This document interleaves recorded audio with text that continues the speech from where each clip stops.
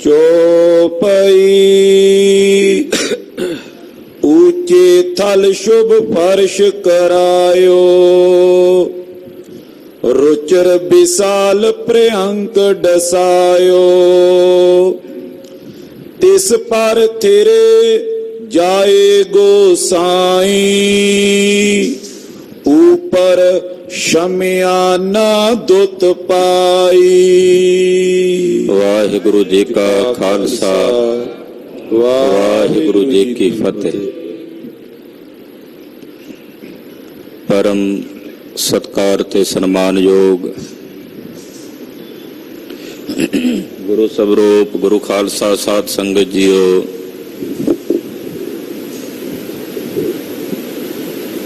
वडभागी हर संगत पावै, भागहीन भरम चोटां खावै। वड्डियां भागां वाले हो साहिब नौवें पातशाह दे पवित्र पावन सचखंड दरबार अंदर हाजरियां भर के साहिबे कमाल पंथ दे वाले चिट्टियां बाजां वाले शमशेरे बहादुर वह प्रगट्यो मर्द अगमड़ा वरियाम अकेला। वाहो वाहो गोबिंद सिंह आपे गुर चेला। श्री गुरु गोबिंद सिंह साहब जी महाराज जी दे इतिहास दी चल रही लड़ीवार कथा बहुत ही अदब सत्कार और श्रद्धा सहित आप जी श्रवण कर रहे। श्री आनंदपुर साहब तो चल के गुरुदेव जी नरमोहगढ़ साहब वाले स्थान ते विराजे हैं। पहाड़ी राजियां ने हमला किया है। हमले के दौरान खालसे ने डट के मुकाबला किया है। वैरी दल दे मुंह मोड़ दिते ने, दंद खट्टे कर दिते ने।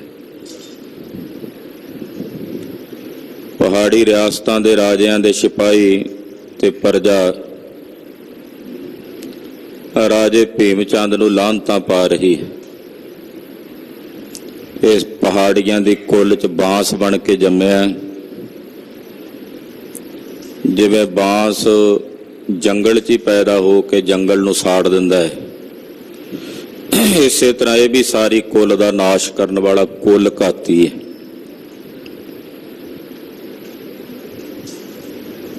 भीम चंद ने नाल दे साथियां नाल सलाह की कि आपां आप ना लड़ीए, वजीर खान नूं बुलाइए, क्योंकि औरंगजेब बादशाह दी भी चिट्ठी आई है कि वजीर खान तुहाडी मदद करेगा। अपना खास वजीर कह के भेजिया कि तू सरहंद जाके वजीर खान नाल गल कर, की आखदा है, आवेगा साडी मदद वास्ते कि नहीं। जिवें किवें करके उहनूं सरहंद तो चढ़ा के लिया इत्थे, जदों वो लड़ेगा आके फिर साडी मदद हो सकती है। तां असीं गुरु जी ते उहनां दीयां फौजां नाल खालसे नाल लड़ सकदे हैं।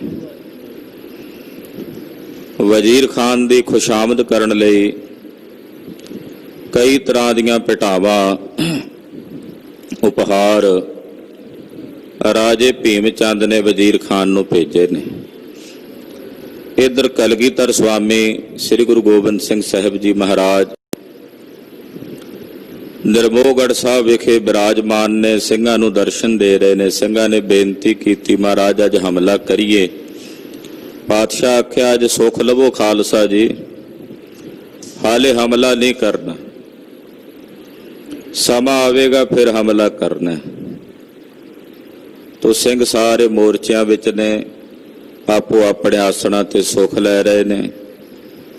साहिबे कमाल गुरु कलगीधर जी दे परम पवित्र चरनां दा ध्यान अपने हिरदियां च बसाइए। अभियान की आस निराश भई, कलगीधर बास कियो मन माही। अभियान की आस निराश भई, कलगीधर बास कियो मन माही। अभियान की आस निराश भई, ਕਲਗੀ ਧਰ ਬਾਸ ਕੀਓ ਮਨ ਮਾਹੀ, ਆਖੋ ਜੀ ਸਤਨਾਮ ਸ਼੍ਰੀ ਵਾਹਿਗੁਰੂ ਸਾਹਿਬ ਜੀ। ਸਤਨਾਮ ਸ੍ਰੀ ਵਾਹਿਗੁਰੂ ਸਾਹਿਬ ਜੀ। ਚੌਪਈ ਉੱਚੇ ਥਲ ਸ਼ੁਭ ਫਰਸ਼ ਕਰਾਇਓ। ਉੱਚੇ ਥਾਂ ਤੇ ਨਿਰਮੋਗੜ ਸਾਹਿਬ ਵਾਲਾ ਜਿਹੜਾ ਥਾਂ ਹੈ, ਉੱਚਾ ਪਹਾੜ ਦਾ ਟਿੱਬਾ ਹੈ, ਉੱਥੇ ਸਤਿਗੁਰੂ ਜੀ ਨੇ ਹੁਕਮ ਕਰਕੇ ਆਸਣ ਲਾਉਣ ਦਾ ਹੁਕਮ ਕੀਤਾ ਹੈ। ਸੇਵਾਦਾਰਾਂ ਨੇ ਸੋਹਣੇ ਫਰਸ਼ ਗਲੀਚੇ ਵਿਛਾ ਦਿੱਤੇ ਹਨ। ਰੁਚਰ ਵਿਸਾਲ ਪ੍ਰਿਅੰਕ ਡਸਾਇਓ। ਬੜਾ ਸੋਹਣਾ ਪਲੰਗਾ ਸਤਿਗੁਰਾਂ ਦੇ ਬੈਠਣ ਲਈ ਸਜਣ ਲਈ ਸੇਵਾਦਾਰਾਂ ਨੇ ਪਲੰਗਾ ਡਾਇਆ ਹੈ। ਤਿਸ ਪਰ ਤੇਰੇ ਜਾਏ ਗੋਸਾਈ। ਸੋਹਣੀ ਵਿਛਾਈ ਕੀਤੀ ਹੈ ਪਲੰਗੇ ਤੇ, ਸੋਹਣੇ ਉਪਾਧਾਨ ਸਰਾਣੇ ਰੱਖੇ ਨੇ। ਮਹਾਰਾਜ ਜੀ ਦੇ ਜਿਤਨੇ ਸਿੰਘ ਨੇ ਉਹ ਵੀ ਆਣ ਲੱਗੇ ਨੇ ਮਹਾਰਾਜ ਜੀ ਦੇ ਚਰਨਾਂ ਵਿੱਚ। ਕਲਗੀਧਰ ਜੀ ਇਸ ਸੁੰਦਰ ਪਲੰਗੇ ਤੇ ਆਣ ਕੇ ਸਜੇ ਨੇ, ਬੈਠੇ ਹਨ। ਉਪਰ ਸ਼ਮਿਆਨਾ ਦੁਤੀ ਪਾਈ। ਮਹਾਰਾਜ ਜੀ ਦੇ ਸੀਸ ਉੱਤੇ ਬੜਾ ਸੁੰਦਰ ਸ਼ਮਿਆਨਾ ਲੱਗਾ ਹੋਇਆ ਹੈ, ਚਾਨਣੀ ਤਣੀ ਹੋਈ ਹੈ ਬੜੀ ਸੁੰਦਰ। ਮੇਚਕ ਕੇਸ ਪਾਸ ਤਿਸ ਕਾਲਾ।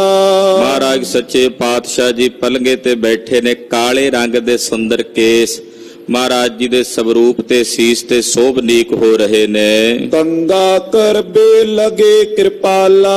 ਕਿਉਂਕਿ ਦੁਪਹਿਰਾ ਢਲਿਆ ਸੀ, ਆਰਾਮ ਕਰਕੇ ਸਤਿਗੁਰੂ ਉੱਠੇ ਨੇ, ਸੋਚ ਇਸ਼ਨਾਨ ਕਰਕੇ ਆਏ ਨੇ ਤੇ ਪਲੰਗੇ ਤੇ ਬੈਠੇ ਨੇ ਸ਼ਰਦਾਈਆਂ ਛਕ ਕੇ। ਤੋ ਮਹਾਰਾਜ ਜੀ ਨੇ ਕੰਘਾ ਕਰਨਾ ਦੁਪਹਿਰ ਦੇ ਵੇਲੇ। ਪਿਛਲੇ ਪੈਰ ਨੂੰ ਸਿੰਘ ਦੁਮਾਲਾ ਚਲਾਉਂਦੇ ਆ, ਕੇਸਾਂ 'ਚ ਕੰਘਾ ਫੇਰਦੇ ਆ। ਪਿਛਲੇ ਪੈਰ ਮਰਿਆਦਾ ਹੈ, 2 ਵੇਰੀ ਕੰਘਾ ਕਰਨ ਦਾ ਹੁਕਮ ਹੈ ਸਿੱਖ ਨੂੰ। ਸੁਬਾਹ ਜਦੋਂ ਦਸਤਾਰ ਸਜਾਉਣੀ ਆ, ਫਿਰ ਪਿਛਲੇ ਪੈਰ ਸ਼ਾਮ ਨੂੰ ਵੀ ਕੰਘਾ ਕਰਨ ਦਾ ਹੁਕਮ ਹੈ। ਤੋ ਇਹ ਗੁਰਦੇਵ ਦੀ ਮਰਿਆਦਾ ਸਤਿਗੁਰਾਂ ਦੀ ਚਲਾਈ ਹੋਈ ਹੈ। ਤੋ ਪਿਛਲੇ ਪੈਰ ਮਹਾਰਾਜ ਜੀ ਦੁਮਾਲਾ ਚਲਾਉਣ ਲੱਗੇ ਨੇ। ਕਾਲੇ ਰੰਗ ਦੇ ਬੜੇ ਸੁੰਦਰ ਕੇਸ, ਲੰਬੜੇ ਵਾਲ ਮਹਾਰਾਜ ਜੀ ਦੇ ਬੜੇ ਸੁੰਦਰ। ਤੇਰੇ ਬੰਕੇ ਲੋਇਣ ਦੰਤ ਰਿਸਾਲਾ, ਸੋਹਣੇ ਨੱਕ ਜਿਨ ਲੰਬੜੇ ਵਾਲਾ। ਬੜੇ ਸੋਹਣੇ ਕਾਲੇ ਰੰਗ ਦੇ ਗਹਿ ਗੱਚ ਕੇਸ ਮਹਾਰਾਜ ਕਲਗੀਧਰ ਜੀ ਦੇ ਸੀਸ ਤੇ ਨੇ। ਸਰੀਰ ਦੀ ਜਿਹੜੀ ਆਯੂ ਹੈ ਉਹ ਕੋਈ 37-38 ਸਾਲ ਦੇ ਨੇੜੇ ਹੋਵੇਗੀ। ਮਹਾਰਾਜ ਜੀ ਦੀ ਭਰ ਜਵਾਨੀ ਦੀ ਅਵਸਥਾ ਹੈ। ਕੇਸਾਂ ਵਿੱਚ ਮਹਾਰਾਜ ਜੀ ਕੰਘਾ ਫੇਰ ਰਹੇ ਹਨ। ਸੁਟ ਸੁੰਦਰ ਬੰਦੀ ਦਸਤਾਰੂ। ਕੇਸਾਂ 'ਚ ਕੰਘਾ ਫੇਰ ਕੇ ਸਾਹਿਬ ਜੀ ਨੇ ਕੇਸਕੀ ਕੀਤੀ ਹੈ, ਜੂੜਾ ਸਜਾਇਆ ਹੈ ਸੀਸ ਤੇ। ਫਿਰ ਉੱਤੇ ਮਹਾਰਾਜ ਜੀ ਇੱਕ ਇੱਕ ਲੜ ਚੁਣ ਕੇ ਦਸਤਾਰ ਦਾ ਸਜਾਉਣ ਲੱਗੇ ਹਨ। ਉਪਰ ਜਿਗਾ ਦਿਪਤ ਦੁਤੀ ਚਾਰੂ। ਤੇ ਫਿਰ ਉੱਤੇ ਬੜੀ ਸੋਹਣੀ ਜਿਗਾ ਦਸਤਾਰ ਦੇ ਉੱਤੇ, ਜਿਹਦੀ ਬੜੀ ਸੋਹਣੀ ਦੁਤੀ ਹੈ, ਆਭਾ ਹੈ। ਉਸ ਜਗ੍ਹਾ ਵਿੱਚ ਬੜੇ ਸੋਹਣੇ ਹੀਰੇ ਚਮਕਦੇ ਨੇ, ਨਗ ਚਮਕਦੇ ਨੇ, ਮੋਤੀਆਂ ਦੇ ਗੁੱਛੇ ਚਮਕਦੇ ਹਨ। ਉਹ ਜਗ੍ਹਾ ਮਹਾਰਾਜ ਜੀ ਨੇ ਸੀਸ ਤੇ ਦਸਤਾਰ ਤੇ ਸਜਾਈ ਹੈ। ਜਬਰ ਜਵਾਹਰ ਜਾਗਤ ਜੋਤੀ। ਤੇ ਜਿਨ੍ਹਾਂ ਦੇ ਜਵਾਹਰਾਤ ਜਗਮਗ ਜਗਮਗ ਕਰਦੇ ਨੇ, ਬੜੇ ਸੁੰਦਰ ਪ੍ਰਕਾਸ਼ ਵਾਲੇ ਹਨ। ਕਲਗੀ ਤੁੰਗ ਅਧਿਕ ਛਬੋਤੀ। ਫਿਰ ਉਸ ਜਗ੍ਹਾ ਵਿੱਚ ਮਹਾਰਾਜ ਜੀ ਨੇ ਕਲਗੀ ਸਜਾਈ। ਕਲਗੀ ਬੜੀ ਉੱਚੀ ਹੈ ਮਹਾਰਾਜ ਜੀ ਦੇ ਸੀਸ ਤੇ। ਅੱਜ ਕੱਲ ਜਿਵੇਂ ਕਲਗੀਆਂ ਤੁਸੀਂ ਵੇਖਦੇ ਹੋ, ਐਸੀਆਂ ਕਲਗੀਆਂ ਨਹੀਂ ਸਨ ਹੁੰਦੀਆਂ ਉਹਨਾਂ ਵੇਲਿਆਂ 'ਚ। ਸਤਿਗੁਰਾਂ ਦੇ ਸੀਸ ਉੱਤੇ ਜਿਹੜੀ ਕਲਗੀ ਝੂਲਦੀ ਸੀ, ਉੱਚੀ ਸੱਜ ਕੇ ਝੂਲਦੀ ਹੈ। ਦਰਸ਼ਨ ਕਰਨੇ ਹੋਣ ਮਹਾਰਾਜ ਜੀ ਦੀ ਕਲਗੀ ਦੇ, ਤਖਤ ਸੱਚਖੰਡ ਸ੍ਰੀ ਹਜੂਰ ਸਾਹਿਬ ਅਬਚਲ ਨਗਰ ਨਾਂਦੇੜ ਦੀ ਪਾਵਨ ਪਵਿੱਤਰ ਧਰਤੀ ਤੇ ਮਹਾਰਾਜ ਜੀ ਦੇ ਪਵਿੱਤਰ ਤਖਤ ਦੇ ਉੱਤੇ ਬੜੇ ਸੋਹਣੇ ਬਾਕਸ ਦੇ ਵਿੱਚ ਸੋਨੇ ਦਾ ਚਾਂਦੀ ਦਾ ਬਣਿਆ ਹੋਇਆ, ਉਹਦੇ 'ਚ ਮਹਾਰਾਜ ਜੀ ਦੀ ਕਲਗੀ ਜਿਹੜੀ ਆ ਉਹ ਸਾਂਭ ਕੇ ਰੱਖੀ ਹੋਈ। ਦਰਸ਼ਨ ਕਰਦੇ ਨੇ ਸਿੰਘ। ਉਹ ਉੱਚੀ ਕਲਗੀ ਮਹਾਰਾਜ ਜੀ ਆਪਣੇ ਸੀਸ ਤੇ ਸਜਾਈ ਹੈ। ਸੂਰਜ ਮੁਖੀ ਲਿਏ ਕਰ ਖਰਿਓ। ਮਹਾਰਾਜ ਜੀ ਦੇ ਪਿਛਲੇ ਪਾਸੇ ਸੇਵਾਦਾਰ ਸੂਰਜਮੁਖੀ ਲੈ ਕੇ ਖੜਾ ਹੈ। ਸੂਰਜਮੁਖੀ ਬਾਦਸ਼ਾਹੀ ਠਾਠ ਦਾ ਚਿੰਨ ਹੁੰਦਾ ਹੈ। ਇਹ ਰਾਜਸੀ ਭਾਗ ਦਾ ਚਿੰਨ ਹੁੰਦਾ। ਰਾਜਿਆਂ ਬਾਦਸ਼ਾਹਾਂ ਦੇ ਨਾਲ ਸੂਰਜਮੁਖੀਆਂ ਹੁੰਦੀਆਂ। ਜਿਵੇਂ ਪਾਨ ਦਾ ਪੱਤਾ ਹੁੰਦਾ ਨਾ, ਉਹਦੇ ਵਾਂਗੂ ਕੱਪੜੇ ਦੀ ਬਣੀ ਹੁੰਦੀ ਹੈ ਤੇ ਉਹਦੇ ਵਿੱਚ ਸੁੰਦਰ ਕਢਾਈ ਕੱਢੀ ਹੁੰਦੀ ਹੈ। ਮਹਾਰਾਜ ਜੀ ਦੇ ਪਿੱਛੇ ਜਿਹੜੀ ਸੂਰਜਮੁਖੀ ਆ, ਉਹਦੇ 'ਚ ਲਿਖਿਆ ਹੋਇਆ ਦੇਗ ਤੇਗ ਫਤਿਹ। ਬੜੀ ਸੁੰਦਰ ਸੂਰਜਮੁਖੀ ਹੈ। ਉਹਦੇ ਵਿੱਚ ਚਾਂਦੀ ਦੀ ਜਿਹੜੀ ਆ ਚੋਭ ਪਾਈ ਹੋਈ ਆ ਸੇਵਾਦਾਰਾਂ ਨੇ। ਉਹ ਮਹਾਰਾਜ ਜੀ ਦੇ ਪਿਛਲੇ ਪਾਸੇ ਇੱਕ ਸੇਵਾਦਾਰ ਲੈ ਕੇ ਖੜਾ ਹੈ। ਉਪਰ ਚਮਰ ਚਲਾ ਚੱਲ ਟੁਰਿਓ। ਪਾਤਸ਼ਾਹ ਜੀ ਦੇ ਸੀਸ ਉੱਤੇ ਇੱਕ ਸੇਵਾਦਾਰ ਬੜਾ ਸੋਹਣਾ ਚਵਰ ਸਫੇਦ ਰੰਗ ਦਾ ਉਹ ਝੁਲਾ ਰਿਹਾ ਹੈ। ਥਲ ਥਲ ਵਿਖੇ ਸੁਚੇਤਾ ਕਰਕੇ। ਥਾਂ ਥਾਂ ਤੇ ਆਲੇ ਦੁਆਲੇ ਜਿੰਨੇ ਵੀ ਸਿੰਘ ਨੇ ਬੜੇ ਸੁਚੇਤ ਹੋ ਕੇ, ਸਾਵਧਾਨ ਹੋ ਕੇ, ਤਿਆਰ ਬਰ ਤਿਆਰ ਹੋ ਕੇ ਬੈਠੇ ਹਨ। ਕੀਸਨ ਕੋ ਜੁਤ ਅਦਬ ਸੁਧਰ ਕੇ। ਮਹਾਰਾਜ ਜੀ ਨੇ ਕੇਸਾਂ ਨੂੰ ਬੜੇ ਅਦਬ ਨਾਲ, ਬੜੇ ਸਤਿਕਾਰ ਨਾਲ ਸੁਧਾਰਿਆ ਹੈ। ਯਾਨੀ ਕਿ ਜਿਹੜੇ ਕੇਸ ਥੱਲੇ ਖਿੰਡੇ ਨੇ ਦਸਤਾਰ ਕਰਨ ਤੋਂ ਬਾਅਦ ਮਹਾਰਾਜ ਜੀ ਨੇ ਸਾਰਾ ਕੱਲਾ ਕੱਲਾ ਕੇਸ ਇਕੱਠਾ ਕੀਤਾ ਹੈ, ਉਹਨੂੰ ਸਾਂਭਿਆ ਹੈ। ਬੰਦ ਬੰਦ ਕਰ ਸਿਰ ਪਰ ਪਾਗ। ਬੜੀ ਸੋਹਣੀ ਦਸਤਾਰ ਮਹਾਰਾਜ ਜੀ ਆਪਣੇ ਸੀਸ ਤੇ ਸਜਾਉਂਦੇ ਹਨ।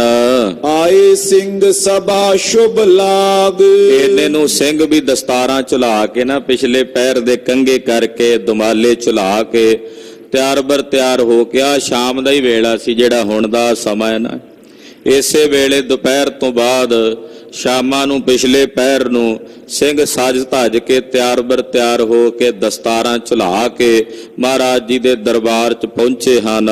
ਕਰ ਕਰ ਦਰਸ਼ਨ ਸਿਰ ਤੇ ਨਮੈ। ਮਹਾਰਾਜ ਜੀ ਦੇ ਦਰਸ਼ਨ ਕਰਕੇ ਸੀਸ ਝੁਕਾ ਕੇ ਮਹਾਰਾਜ ਜੀ ਦੇ ਚਰਨਾਂ 'ਚ ਨਮਸਕਾਰਾਂ ਕਰਦੇ ਹਨ। ਤੇਰਿਓ ਖਾਲਸਾ ਸਭ ਤੇ ਸਮੈ। ਔਰ ਸਾਰਾ ਖਾਲਸਾ ਮਹਾਰਾਜ ਜੀ ਦੇ ਸਾਨਮੁਖ ਥਿਰ ਹੋਇਆ। ਸਾਰਾ ਖਾਲਸਾ ਮਹਾਰਾਜ ਜੀ ਦੇ ਸਾਨਮੁਖ ਸਜਿਆ ਹੈ। ਤਾਉ ਦੇਤ ਮੂਛਨ ਪਰ ਦੋਈ। ਮਹਾਰਾਜ ਸੱਚੇ ਪਾਤਸ਼ਾਹ ਨਾ ਆਪਣਾ ਹੱਥ ਮੁਛਹਿਰਿਆਂ ਤੇ ਮਾਰਦੇ ਆ ਤੇ ਦੋਨਾਂ ਮੁਛਹਿਰਿਆਂ ਨੂੰ ਮਹਾਰਾਜ ਜੀ ਸੱਜੇ ਖੱਬੇ ਸੁਧਾਰਦੇ ਹਨ। ਕਰਤੇ ਸ਼ਮਸ ਸੁਧਾਰਤ ਕੋਈ। ਤੇ ਸਿੰਘ ਵੀ ਬੈਠੇ, ਉਹ ਵੀ ਦਾੜੇ ਦੇ ਉੱਤੇ ਹੱਥ ਫੇਰਦੇ, ਆਪਣਾ ਕੋਈ ਹੱਥ ਦੇ ਨਾਲ ਦਾੜਾ ਫੇਰਦੇ ਨੇ। ਚਿਹਰੇ ਤੇ ਜਿਹੜੇ ਮੁਛਹਿਰੇ ਨੇ ਮੁਛਹਿਰਿਆਂ ਨੂੰ ਸਜਾਉਂਦੇ ਹਨ। ਭੀਮ ਚੰਦ ਤੇ ਆਦ ਪਹਾੜੀ। ਉਧਰ ਰਾਜਾ ਭੀਮ ਚੰਦ ਤੇ ਉਹਦੇ ਨਾਲ ਦੇ ਜਿੰਨੇ ਵੀ ਪਹਾੜੀ ਰਾਜੇ ਹਨ। ਗੁਰੂ ਸਭਾ ਸਭ ਤਿਨੋ ਨਿਹਾਰੀ। ਸਤਿਗੁਰਾਂ ਦੀ ਸਭਾ ਦੂਰੋਂ ਵੇਖ ਰਹੇ ਨੇ ਕਿ ਮਹਾਰਾਜ ਜੀ ਦੀ ਸਭਾ ਲੱਗੀ ਹੋਈ। ਉੱਚੇ ਥਾਂ ਤੇ ਸੀ ਨਾ ਸਤਿਗੁਰੂ ਜੀ ਦਰਬੋਗੜ ਸਾਹਿਬ, ਤੇ ਵਾਹਵਾ ਕੁਝ ਦੂਰੀ ਦੇ ਉੱਤੇ ਭੀਮ ਚੰਦ ਬੈਠਾ ਤੇ ਨਾਲ ਉਹਦੇ ਪਹਾੜੀਏ ਨੇ। ਉਹ ਮਹਾਰਾਜ ਜੀ ਦਾ ਦਰਬਾਰ ਸਜਿਆ ਹੋਇਆ ਵੇਖ ਰਹੇ ਨੇ। ਦੂਰਬੀਨ ਕੋ ਲਾਏ ਸੋ ਤਬੇ। ਉੱਥੇ ਉਹਨਾਂ ਨੇ ਕੀ ਵੇਖਿਆ ਕਿ ਉਹਨਾਂ ਦੇ ਕੋਲ ਇੱਕ ਦੂਰਬੀਨ ਸੀ। ਜਿਹੜੀ ਦੂਰਬੀਨ ਹੈ ਇਹ ਹਿੰਦੁਸਤਾਨ ਦੇ ਵਿੱਚ, ਭਾਰਤ ਖੰਡ ਦੇ ਵਿੱਚ ਮਹਾਰਾਜ ਜੀ ਤੋਂ ਤਕਰੀਬਨ 100 ਸਾਲ ਪਹਿਲਾਂ ਇਜਾਦ ਹੋ ਚੁੱਕੀ ਸੀ ਕਲਗੀਧਰ ਤੋਂ। ਇਹ ਕਹਿ ਸਕਦੇ ਆ ਵੀ 6ਵੇਂ ਜਾਂ 7ਵੇਂ ਪਾਤਸ਼ਾਹ ਦੇ ਵੇਲੇ ਇਹ ਦੂਰਬੀਨ ਹਿੰਦੁਸਤਾਨ ਵਿੱਚ ਬਣ ਚੁੱਕੀ ਸੀ, ਆ ਚੁੱਕੀ ਸੀ।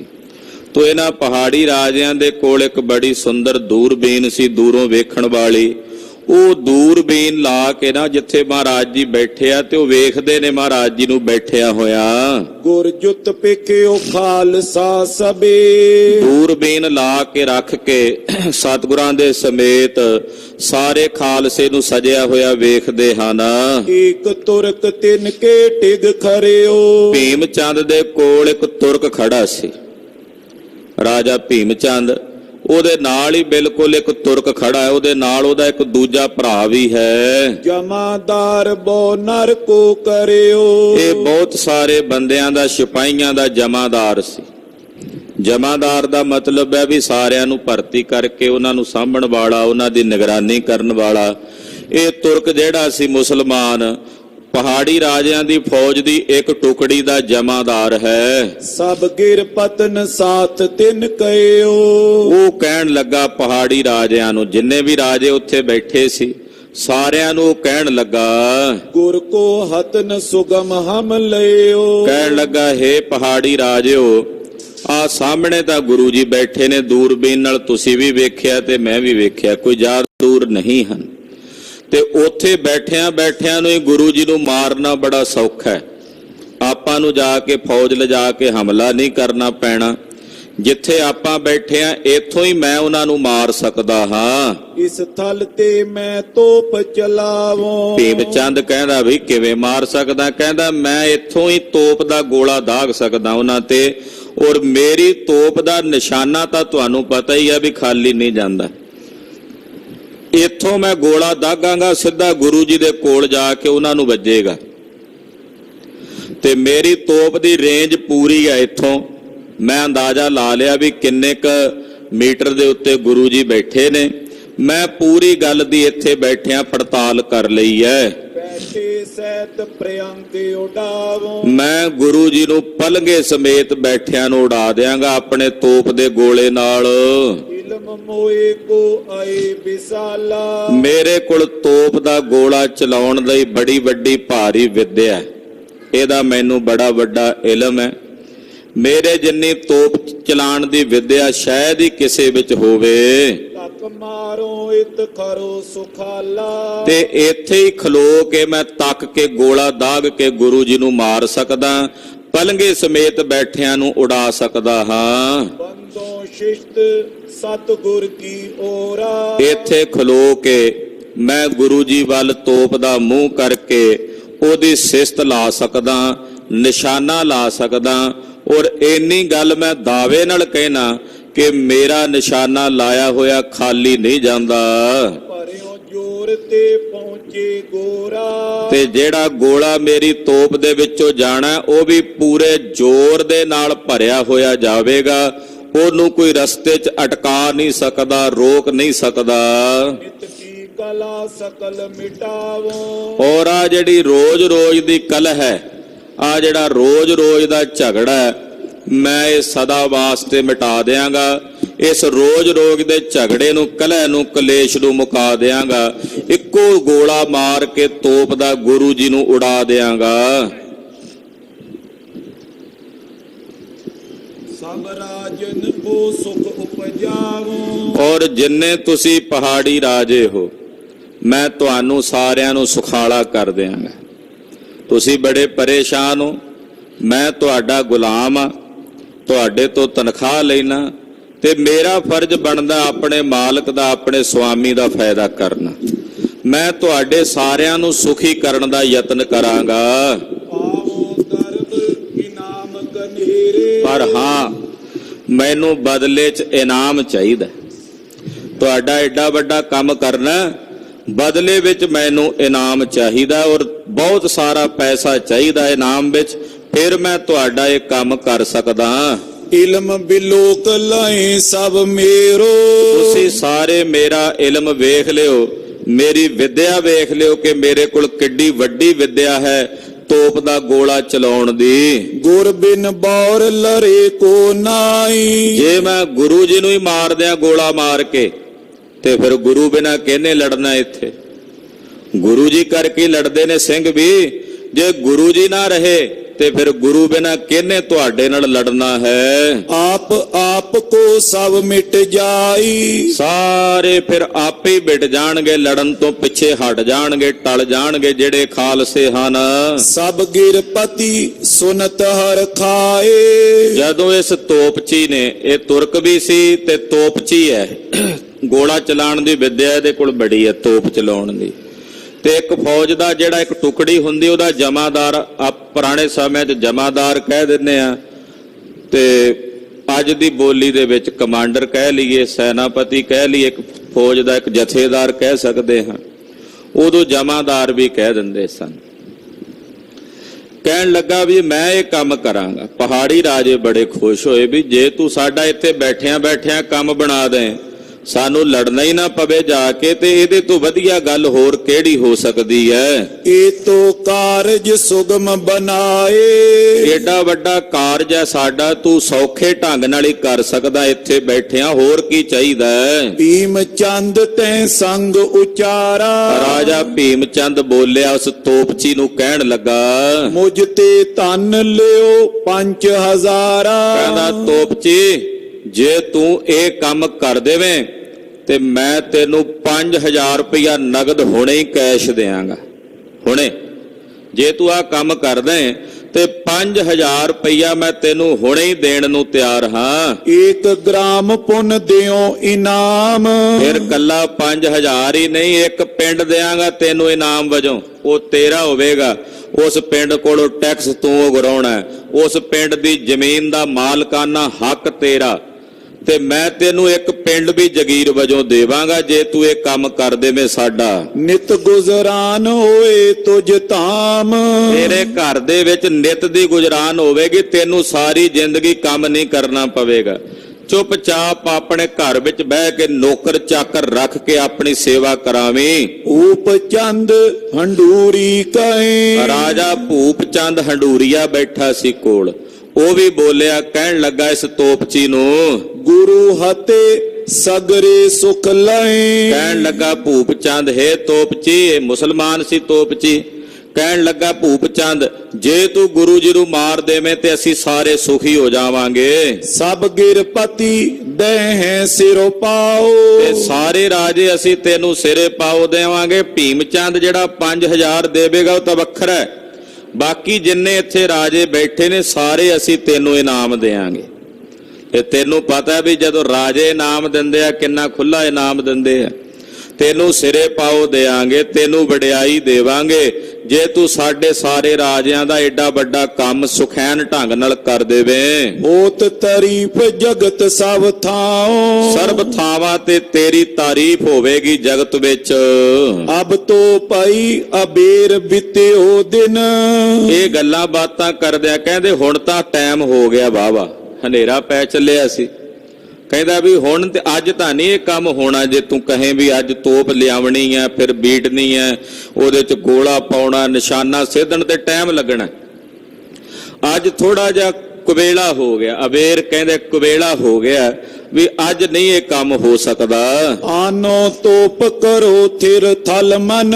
ਤੇ ਕੱਲ ਸਵੇਰੇ ਹੀ ਤੁਸੀਂ ਇਹ ਤਿਆਰੀ ਕਰ ਦਿਓ, ਤੋਪ ਲਿਆ ਕੇ ਤੂੰ ਵੇਖ ਲੈ ਵੀ ਕਿਸ ਜਗ੍ਹਾ ਤੇ ਰੱਖ ਕੇ ਤੂੰ ਤੋਪ ਦਾ ਗੋਲਾ ਮਾਰ ਸਕਦਾ ਹੈ। ਗੁਰੂ ਜੀ ਤੱਕ ਤੋਪ ਦੀ ਮਾਰ ਕਿੱਥੋਂ ਹੋ ਸਕਦੀ ਹੈ, ਇਹ ਸਾਰੀ ਟ੍ਰੇਨਿੰਗ ਤੈਨੂੰ ਪਤਾ ਹੈ, ਉਹਦੇ ਮੁਤਾਬਕ ਤੂੰ ਤੋਪ ਜਿਹੜੀ ਆ ਉਹ ਰੱਖ ਲੈ। ਇਸੀ ਸਮੇਂ ਬੈਠेंगे ਕਾਲੀ। ਕਿਉਂਕਿ ਗੁਰੂ ਜੀ ਨੇ ਕੱਲ ਫੇਰ ਇਸੇ ਟਾਈਮ ਹੀ ਬੈਠਣਾ ਇੱਥੇ, ਜਿਵੇਂ ਅੱਜ ਬੈਠੇ ਨੇ ਨਾ ਤੇ ਕੰਘਾ ਕਰਕੇ ਹਟੇ ਨੇ ਸਿੰਘ, ਉਹਨਾਂ ਦੇ ਕੋਲ ਬੈਠੇ ਨੇ ਸਾਰੇ, ਕੱਲ ਵੀ ਇਹਨਾਂ ਨੇ ਇਦਾਂ ਬੈਠਣਾ, ਕਿਉਂਕਿ ਇਹ ਸ਼ਾਮ ਨੂੰ ਦੀਵਾਨ ਸਜਾਉਂਦੇ ਆ ਪਿਛਲੇ ਪਹਿਰ ਦਾ, ਕਥਾ ਕੀਰਤਨ ਹੁੰਦਾ ਇਹਨਾਂ ਦੇ ਦਰਬਾਰ ਵਿੱਚ, ਤੇ ਸ਼ਾਮ ਨੂੰ ਇਹਨਾਂ ਨੇ ਕੱਲ ਵੀ ਇਸੇ ਤਰ੍ਹਾਂ ਹੀ ਬੈਠਣਾ ਜਿਵੇਂ ਅੱਜ ਬੈਠੇ ਨੇ। ਤੇ ਆਹ ਜਿਹੜਾ ਕੰਮ ਹੈ ਤੋਪ ਦਾ ਗੋਲਾ ਦਾਗਣ ਦਾ, ਇਹ ਆਪਾਂ ਕੱਲ ਕਰਾਂਗੇ। ਤੁੰਗ ਸਥੰਡਲ ਪਰ ਮੁਦ ਨਾਲੀ। ਤੇ ਜਿਹੜਾ ਉੱਚਾ ਦਮਦਮਾ ਜਿੱਥੇ ਗੁਰੂ ਜੀ ਬੈਠੇ ਨੇ ਕੱਲ ਵੀ ਬੈਠਣਗੇ ਤੇ ਆਪਣਾ ਨਿਸ਼ਾਨਾ ਸੌਖਾ ਲੱਗ ਸਕਦਾ ਹੈ। ਰਾਖੋ ਤੋਪ ਤਿਆਰ ਥਿਰ ਕਰਕੇ। ਤੇ ਤੂੰ ਵੀ ਉਹਨਾਂ ਦੇ ਬਰਾਬਰ ਦਾ ਕੋਈ ਉੱਚਾ ਥਾਂ ਹੋਵੇਗਾ ਤਾਂ ਹੀ ਗੋਲੇ ਦੀ ਮਾਰ ਹੋਵੇਗੀ ਨਾ। ਤੇ ਤੂੰ ਵੀ ਕੋਈ ਉੱਚਾ ਥਾਂ ਵੇਖ ਕੇ ਜਿੱਥੇ ਤੋਪ ਰੱਖਣ ਦੀ ਜਗ੍ਹਾ ਹੋਵੇ ਰੱਖ ਕੇ ਗੋਲਾ ਦਾਗਣਾ ਹੈ। ਗੋਰਾ ਅਰ ਬਰੂਦ ਸੰਗ ਭਰ ਕੇ। ਗੋਲਾ ਬਰੂਦ ਦੇ ਨਾਲ ਭਰ ਕੇ ਤਿਆਰ ਕਰ ਲਵੇਂ। ਪ੍ਰਥਮ ਆਵਾਜ਼ ਕਰੋ ਨੈ ਕੋਈ। ਤੇ ਗੋਲਾ ਚਲਾਣ ਤੋਂ ਪਹਿਲਾਂ ਕਿਸੇ ਨੇ ਚੂੰ ਨਹੀਂ ਕਰਨੀ, ਬਿਲਕੁਲ ਚੁੱਪਚਾਪ ਸ਼ਾਂਤੀ ਨਾਲ ਚੋਰਾਂ ਵਾਂਗੂ ਇਹ ਕੰਮ ਕਰਨਾ ਹੈ। ਸੁਣ ਕੇ ਸਨਮੁਖ ਥਿਰੇ ਨਾ ਕੋਈ। ਇਹੋ ਜੀ ਆਵਾਜ਼ ਨਾ ਆਵੇ ਪਹਿਲਾਂ ਕਿ ਸਾਹਮਣੇ ਕਿਤੇ ਉਹਨਾਂ ਨੂੰ ਪਹਿਲਾਂ ਪਤਾ ਲੱਗ ਜੇ ਸਿੰਘਾਂ ਨੂੰ, ਤੇ ਉਹ ਅੱਗੇ ਤਿਆਰ ਬਰ ਤਿਆਰ ਹੋ ਕੇ ਖਲੋ ਜਾਣ। ਰਾਖੋ ਜੋਰ ਨਿਸ਼ਾਨੇ ਸੰਗ। ਤੇ ਆਪਣਾ ਜੋਰ ਕੇ ਨਿਸ਼ਾਨਾ ਪੂਰਾ ਤਿਆਰ ਕਰ ਛੱਡੋ। ਕੱਲ ਸਵੇਰੇ ਹੀ ਪਲੰਗਾ ਉੱਥੇ ਜਿੱਥੇ ਅੱਜ ਪਿਆ ਇੱਥੇ ਹੀ ਡਹੇਗਾ, ਕੱਲ ਵੀ ਉੱਥੇ ਦੀ ਪੂਰੀ ਸੇਧ ਲਾ ਕੇ ਰੱਖਿਓ। ਜਦੋਂ ਸ਼ਾਮ ਨੂੰ ਆ ਕੇ ਗੁਰੂ ਜੀ ਬੈਠਣਗੇ ਬਸ ਤੋਪਚੀਆ ਫਿਰ ਤੂੰ ਆਪਣਾ ਕੰਮ ਕਰ ਦੇ, ਗੋਲਾ ਦਾਗ ਦੇਵੀਂ। ਓਚਕ ਚੋਰ ਕਰੋ ਗੁਰ ਭੰਗ। ਤੇ ਅਚਾਨਕ ਗੋਲਾ ਦਾਗੀ, ਪਤਾ ਨਾ ਲੱਗੇ ਵੀ ਕਿੱਥੋਂ ਆਇਆ, ਤੇ ਗੁਰੂ ਜੀ ਦਾ ਨਾਸ਼ ਹੋ ਜਾਏਗਾ ਜਦੋਂ ਤੂੰ ਗੋਲਾ ਚਲਾਏਗਾ। ਫਤਿਹ ਸੁਗਮ ਪੈ ਹੈ ਗਿਰ ਰਾਜੇ। ਤੇ ਸਾਰੇ ਪਹਾੜੀ ਰਾਜਿਆਂ ਨੂੰ ਬੈਠਿਆਂ ਬਿਠਾਇਆਂ ਸੁਗਮੀ ਬੜੇ ਸੌਖੇ ਢੰਗ ਨਾਲ ਫਤਿਹ ਪ੍ਰਾਪਤ ਹੋ ਜਾਵੇਗੀ। ਪੂਰਨ ਹੋਏ ਸਰਬ ਕੇ ਕਾਜੇ, ਸਾਡੇ ਸਾਰਿਆਂ ਦੇ ਕੰਮ ਪੂਰਨ ਹੋ ਜਾਣਗੇ। ਇਮ ਗਿਨਤਿਓ ਸੰਧਿਆ ਹੋਏ ਗਈ, ਏਦਾਂ ਗਿਣਤੀਆਂ ਗੱਲਾਂ ਬਾਤਾਂ ਕਰਦਿਆਂ ਸ਼ਾਮ ਪੈ ਗਈ, ਹਨੇਰਾ ਪੈ ਗਿਆ। ਸਰਬ ਸਭਾ ਉੱਠ ਨਿਜ ਥਲ ਗਈ, ਭੀਮ ਚੰਦ ਦੇ ਸਮੇਤ ਜਿੰਨੇ ਪਹਾੜੀਏ ਸਨ ਸਾਰੇ ਉੱਠ ਕੇ ਆਪੋ ਆਪਣੀਆਂ ਥਾਵਾਂ ਨੂੰ ਚਲੇ ਗਏ। ਨਿਸਮੈ ਯਤਨ ਕਰਤ ਖਲ ਰਹੇ, ਮੂਰਖ ਸਾਰੀ ਰਾਤ ਯਤਨ ਕਰਦੇ ਰਹੇ, ਗੱਲਾਂ ਬਣਾਉਂਦੇ ਰਹੇ ਵੀ ਕਿੱਦਾਂ ਕਰਨਾ, ਕੱਲ ਨੂੰ ਤੋਪ ਦਾ ਗੋਲਾ ਕਿਵੇਂ ਦਾਗਣਾ। ਤੇ ਜਿਵੇਂ ਖਿਆਲੀ ਪਲਾਓ ਜੇ ਹੁੰਦੇ ਨੇ ਕਈ, ਉਹ ਪਕਾਈ ਜਾਣ, ਹੋ ਜਾਣਾ ਕੱਲ ਆਪਣਾ, ਆਪਾਂ ਤਾਂ ਜੰਗ ਜਿੱਤ ਜਾਣਾ। ਤੋਪ 'ਚ ਸਾਡਾ ਬੜੇ ਕਮਾਲ ਦਾ ਬੜਾ ਗੋਲਾ ਦਾਗਦਾ, ਨਿਸ਼ਾਨਾ ਨਹੀਂ ਇਹਦਾ ਖਾਲੀ ਜਾਂਦਾ। ਏਦਾਂ ਤਿਆਰੀਆਂ ਕਰਦਿਆਂ ਗੱਲਾਂ ਕਰਦਿਆਂ ਇਹਨਾਂ ਦੀ ਰਾਤ ਬੀਤੀ। ਆਨੀ ਤੋਪ ਵਿਸਾਲ ਜੋ ਆਏ, ਅਗਲੇ ਦਿਨ ਸਵੇਰੇ ਬਹੁਤ ਵੱਡੇ ਆਕਾਰ ਦੀ ਤੋਪ, ਜਿਹਦੇ ਗੋਲੇ ਦੀ ਮਾਰ ਬਹੁਤ ਦੂਰ ਤੱਕ ਹੁੰਦੀ ਹੈ, ਜਿਹਦਾ ਮੂੰਹ ਐਨ ਪੂਰੀ ਰੇਂਜ ਦੇ ਨਾਲ ਇਹਨੇ ਉੱਥੇ ਲਾ ਦਿੱਤਾ ਵੀ ਕਿੱਥੇ ਮੂੰਹ ਕੀਤਿਆਂ, ਕਿੰਨੀ ਦੂਰ ਕੀਤਿਆਂ ਤੋਪ ਦਾ ਗੋਲਾ ਕਿੱਥੇ ਜਾਵੇਗਾ, ਕਿਸ ਮੂੰਹ ਦੀ ਐਂਗਲ ਦੇ ਵਿੱਚ ਗੋਲਾ ਕਿੱਥੇ ਜਾਵੇਗਾ, ਉਹ ਪੂਰੀ ਵਿਦਿਆ ਇਹਨੂੰ ਆਉਂਦੀ ਸੀ ਤੋਪਚੀ ਨੂੰ। ਤੇ ਉਹਦੇ ਮੁਤਾਬਕ ਇਹਨੇ ਸਵੇਰੇ ਜਿਹੜੀ ਤੋਪ ਸੀ ਇੱਕ ਉੱਚੇ ਟਿੱਬੇ ਦੇ ਉੱਤੇ ਲਿਆ ਕੇ ਰੱਖੀ। ਖਰੀ ਕਰੀ ਬਿਦ ਖਰੀ ਸਥਾਨ, ਔਰ ਬੜੇ ਖਰੀ ਤੋਪ ਹੈ, ਜਿਹਦਾ ਗੋਲਾ ਬੜੀ ਦੂਰ ਤੱਕ ਦਾਗਦਾ, ਮਾਰ ਕਰਦਾ, ਉਹ ਲਿਆ ਕੇ ਖੜੀ ਕਰ ਲਈ। ਬ੍ਰਿੰਦ ਨਰਨ ਮਿਲ ਕੇ ਕਰਤਾਨ, ਬਹੁਤ ਸਾਰੇ ਰਾਜ ਜਿਹੜੇ ਬੰਦੇ ਨੇ ਉਹ ਲੱਗ ਕੇ ਇਕੱਠੇ ਹੋ ਕੇ ਤੋਪ ਉੱਚੇ ਥਾਂ ਤੇ ਚੜਾਣੀ ਸੀ। ਵਜਨ ਹੁੰਦਾ, ਭਾਰੀ ਹੁੰਦੀ ਹੈ ਤੋਪ, ਹਾਥੀਆਂ ਨਾਲ ਖਿੱਚੀ ਜਾਂਦੀ ਸੀ। ਤੋ ਉਹਨੂੰ ਬੰਦਿਆਂ ਨੇ ਹੁਣ ਹਾਥੀ ਉੱਤੇ ਨਹੀਂ ਸੀ ਚੜ ਸਕਦਾ ਟਿੱਬੇ ਤੇ, ਬਹੁਤ ਮਿਹਨਤ ਕਰਕੇ ਤੋਪ ਨੂੰ ਉੱਤੇ ਚੜਾ ਕੇ ਲੈ ਕੇ ਆਏ। ਸ੍ਰੀ ਕਲਗੀ ਧਰ ਤਿਸ ਥਲ ਥਿਰ ਕੈ, ਕਲਗੀਧਰ ਪਾਤਸ਼ਾਹ ਜੀ ਮਹਾਰਾਜ ਜਿਸ ਜਗ੍ਹਾ ਤੇ ਬੈਠਦੇ ਹਨ, ਚੌਕੀ ਸੋਦਰ ਕੀ ਸੁਨ ਕਰਕੇ। ਇਹ ਤਾਂ ਉਧਰ ਸੀ ਪਹਾੜੀਆਂ ਦੀ ਤਿਆਰੀ, ਇਧਰ ਕਲਗੀਧਰ ਜੀ ਬੈਠੇ। ਸ਼ਾਮ ਦਾ ਵੇਲਾ, ਪਹਿਲਾਂ ਸਿੰਘਾਂ ਨਾਲ ਬਹਿ ਕੇ ਕਥਾ ਵਾਰਤਾ ਹੋਈ। ਜਦੋਂ ਥੋੜਾ ਜਿਹਾ ਸੂਰਜ ਛਪਿਆ ਤੇ ਉਸ ਵੇਲੇ ਫਿਰ ਸੋਦਰ ਦੀ ਚੌਂਕੀ ਦਾ ਕੀਰਤਨ ਹੋਇਆ। ਰਹਿਰਾਸ ਸਾਹਿਬ ਦੇ ਪਾਠ ਉਹ ਮਹਾਰਾਜ ਜੀ ਨੇ ਬੈਠ ਕੇ ਸਾਰੇ ਸਿੰਘਾਂ ਸਮੇਤ ਸੁਣੇ ਹਨ। ਉੱਠ ਕੇ ਪ੍ਰਭੂ ਸਿਵਰ ਕੋ ਆਏ, ਸੋਦਰ ਦੀ ਚੌਂਕੀ ਤੋਂ ਬਾਅਦ ਆਰਤੀ ਦੇ ਕੀਰਤਨ ਤੋਂ ਉਪਰੰਤ ਸਮਾਪਤੀ ਕਰਕੇ, ਸੰਧਿਆ ਦੇ ਦੀਵਾਨ ਦੀ ਸਮਾਪਤੀ ਕਰਕੇ ਕਲਗੀਧਰ ਜੀ ਪਲੰਗੇ ਤੋਂ ਉੱਠੇ ਨੇ। ਉੱਠ ਕੇ ਜਿੱਥੇ ਮੇਰੇ ਪਾਤਸ਼ਾਹ ਦਾ ਰਾਤ ਸਮੇਂ ਸੁਖਾਸਣ ਸੀ ਉੱਥੇ ਆਏ ਹਨ। ਖਾਨ ਪਾਨ ਕੀ ਨੋ ਮਨ ਪਾਏ, ਮਨ ਭਾਉਂਦਾ ਭੋਜਨ ਮਹਾਰਾਜ ਜੀ ਨੇ ਆਸਣ ਤੇ ਆ ਕੇ ਛਕਿਆ, ਸਿੰਘਾਂ ਨੇ ਲੰਗਰ ਛਕਿਆ ਹੈ। ਸਰਬ ਖਾਲਸੇ ਅਚਿਓ ਆਹਾਰਾ, ਸਾਰੇ ਖਾਲਸੇ ਨੇ ਭੋਜਨ ਛਕਿਆ ਹੈ। ਨਿਸਾ ਪਰੀ ਤੇ ਸੁਪਤ ਸੁਖਾਰਾ, ਰਾਤ ਪੈ ਗਈ, ਸਾਰੇ ਬੜੇ ਸੁਖੈਨ ਢੰਗ ਨਾਲ ਆਪੋ ਆਪਣੇ ਆਸਣਾਂ ਤੇ ਸੁਖ ਦੀ ਨੀਂਦੇ ਸੁੱਤੇ ਹਨ।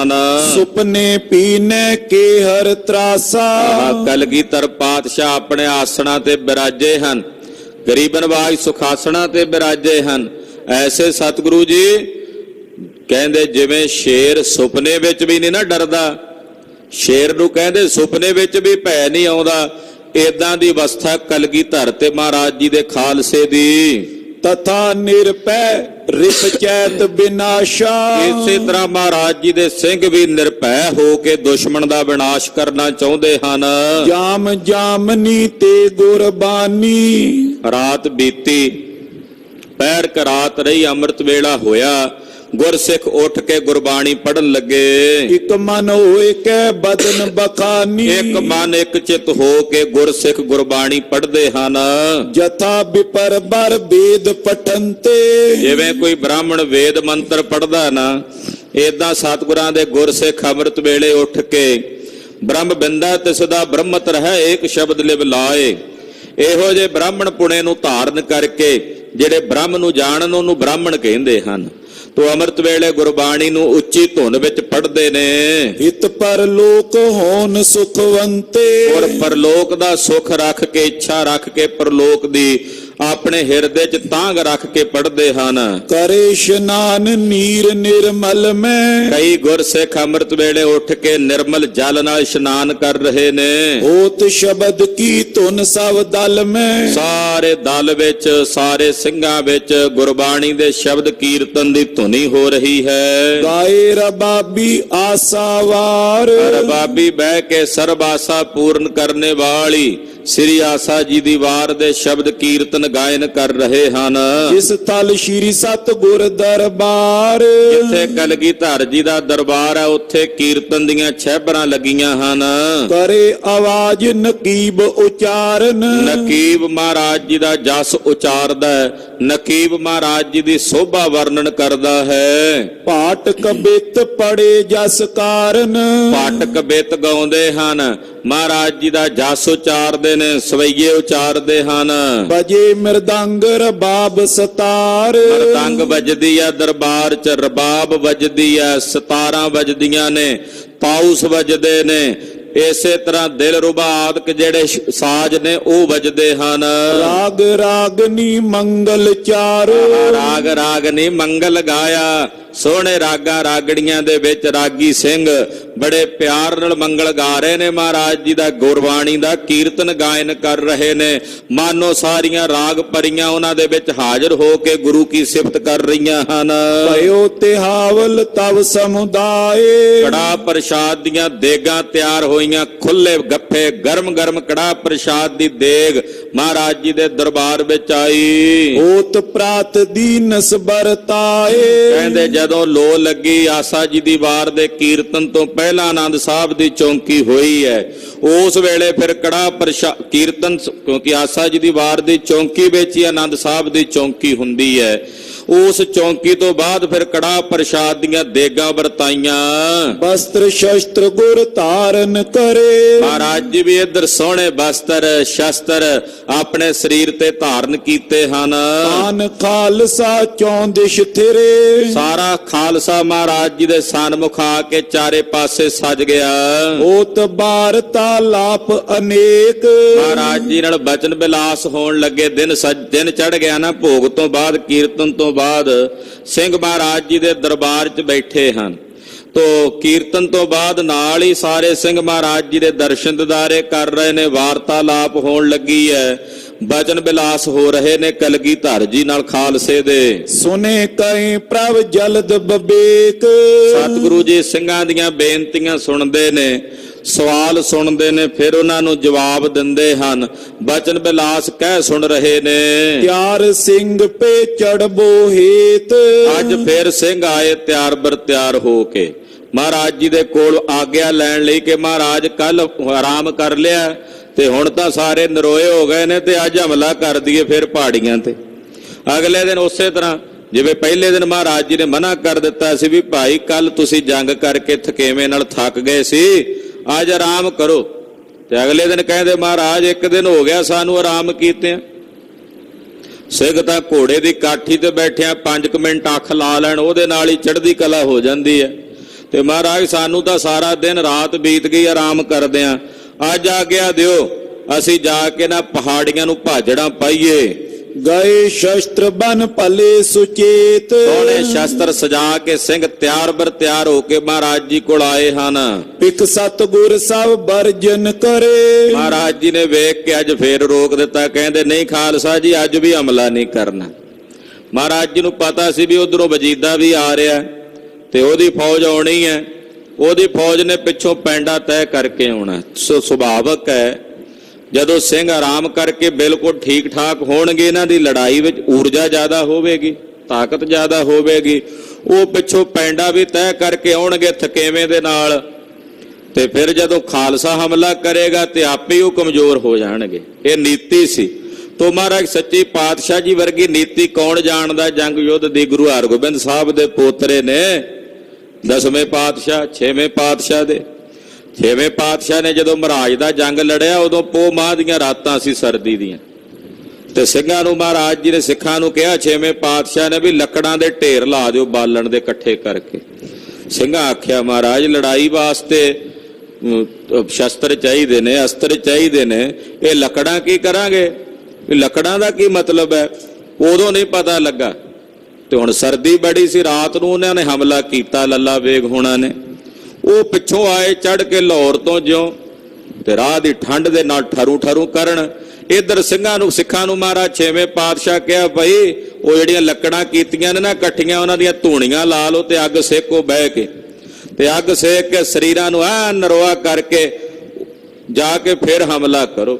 ਸਿੰਘ ਲੜ ਕੇ ਆਇਆ ਕਰਨ, ਠਾਰੀ ਨਾਲ ਜਦੋਂ ਹੱਥ ਠਰਿਆ ਕਰਨ, ਮੁੜ ਕੇ ਆ ਕੇ ਫਿਰ ਅੱਗ ਸੇਕ ਕੇ ਫਿਰ ਤਿਆਰ। ਉਹ ਪਹਿਲਾਂ ਹੀ ਵਿਚਾਰੇ ਅੱਧੇ ਹੀ ਮੁਰਝਾਏ। ਸਵੇਰ ਤੱਕ ਤਾਂ ਅੱਧੀ ਤੋਂ ਵੱਧ ਫੌਜ ਜਿਹੜੀ ਸੀ ਉਹਨਾਂ ਦੀ ਸਿੰਘਾਂ ਨੇ ਨਿਬੇੜ ਕੇ ਖਤਮ ਕਰ ਦਿੱਤੀ ਸਿੱਖਾਂ ਨੇ। ਤੋ ਇਹ ਨੀਤੀ ਸੀ ਜੰਗ ਦੀ। ਤੋ ਗਰੀਬ ਨਵਾਜ਼ ਸਾਹਿਬ ਛੇਵੇਂ ਪਾਤਸ਼ਾਹ ਨੇ ਅੱਜ ਫੇਰ ਰੋਕ ਦਿੱਤਾ। ਕਲਗੀਧਰ ਜੀ ਨੇ ਆਖਿਆ ਖਾਲਸਾ ਜੀ ਅੱਜ ਨਹੀਂ ਹਮਲਾ ਕਰਨਾ। ਸੁਨੋ ਖਾਲਸਾ ਧੀਰਜ ਤਰੇ, ਖਾਲਸਾ ਜੀ ਧੀਰਜ ਰੱਖੋ, ਹੌਸਲਾ ਕਰੋ। ਸਨੇ ਸਨੇ ਮਾਰਨ ਇਨ ਬਨੇ, ਸਹਿਜੇ ਸਹਿਜੇ ਮਾਰਨਾ, ਇਹਨਾਂ ਨੂੰ ਇੱਕਦਮ ਨਹੀਂ ਮਾਰਿਆ ਜਾ ਸਕਣਾ। ਜਗ ਮੈਂ ਦੋਖੀ ਤੁਮਰੇ ਕਨੇ, ਖਾਲਸਾ ਜੀ ਤੁਹਾਡੇ ਦੋਖੀ ਬੜੇ ਨੇ ਸੰਸਾਰ ਦੇ ਵਿੱਚ, ਇਹ ਹੌਲੇ ਹੌਲੇ ਹੀ ਖਤਮ ਕੀਤੇ ਜਾਣੇ ਆ। ਏਦਾਂ ਨਹੀਂ ਵੀ ਇੱਕੋ ਵਾਰ ਹੀ ਖਤਮ ਹੋ ਜਾਣੇ ਨੇ, ਇਹ ਸਹਿਜੇ ਸਹਿਜੇ ਮਾਰ ਕੇ ਖਤਮ ਹੋਣਗੇ। ਖਾਲਸਾ ਜੀ ਤੁਹਾਡੇ ਬੜੇ ਦੋਖੀ ਨੇ ਸੰਸਾਰ ਵਿੱਚ। ਕਲਗੀਧਰ ਕਹਿੰਦੇ ਖਾਲਸਾ ਜੀ ਮੈਂ ਮੋਟਾ ਸੁਰਮਾ ਪੀਆ, ਇਹ ਹਰ ਇੱਕ ਦੀ ਅੱਖ 'ਚ ਰੜਕਣਾ ਖਾਲਸਾ ਮੋਟਾ ਸੁਰਮਾ ਹੈ। ਇਸ ਕਰਕੇ ਭਾਈ ਸਹਿਜੇ ਸਹਿਜੇ ਨਾ ਦੋਖੀਆਂ ਦੁਸ਼ਟਾਂ ਦਾ ਨਾਸ਼ ਕਰਨਾ ਹੈ। ਥਿਰੇ ਰਹੋ ਅਬ ਆਪਣੇ ਡੇਰੇ, ਹੁਣ ਤੁਸੀਂ ਆਪਣੇ ਡੇਰੇ ਤੇ ਟਿਕ ਕੇ ਰਹੋ। ਦੁਸ਼ਟਨ ਕਾਲ ਹੋਣ ਦਿਓ ਨੇਰੇ, ਇਹ ਦੁਸ਼ਮਣਾਂ ਦਾ ਕਾਲ ਹੋਰ ਇਹਨਾਂ ਦੇ ਨੇੜੇ ਆ ਲੈਣ ਦਿਓ। ਇਸ ਦਿਨ ਪੀ ਗੁਰ ਸਿੰਘ ਟਿਕਾਏ, ਏਦਾਂ ਦੂਜੇ ਦਿਨ ਵੀ ਮਹਾਰਾਜ ਜੀ ਨੇ ਸਿੰਘਾਂ ਨੂੰ ਰੋਕ ਲਿਆ, ਖਾਲਸੇ ਨੂੰ ਰੋਕ ਲਿਆ ਹਮਲਾ ਕਰਨ ਤੋਂ। ਨਹੀਂ ਲਰਨ ਕੇ ਹਿਤ ਪਠਾਏ, ਮਹਾਰਾਜ ਜੀ ਨੇ ਖਾਲਸੇ ਨੂੰ ਲੜਨ ਵਾਸਤੇ ਨਹੀਂ ਭੇਜਿਆ। ਦੇਗ ਦਈ ਵਰਤਾਏ ਸਬਨ ਕੋ, ਤੇ ਕੜਾ ਪ੍ਰਸ਼ਾਦ ਦੀਆਂ ਦੇਗਾਂ ਸਾਰਿਆਂ ਵਿੱਚ ਵਰਤਾਈਆਂ। ਤ੍ਰਿਪਤ ਪਏ ਤਬ ਖਾਏ ਅਸਨ ਕੋ, ਸਭ ਨੇ ਲੰਗਰ ਪ੍ਰਸ਼ਾਦਾ ਵੀ ਛਕਿਆ।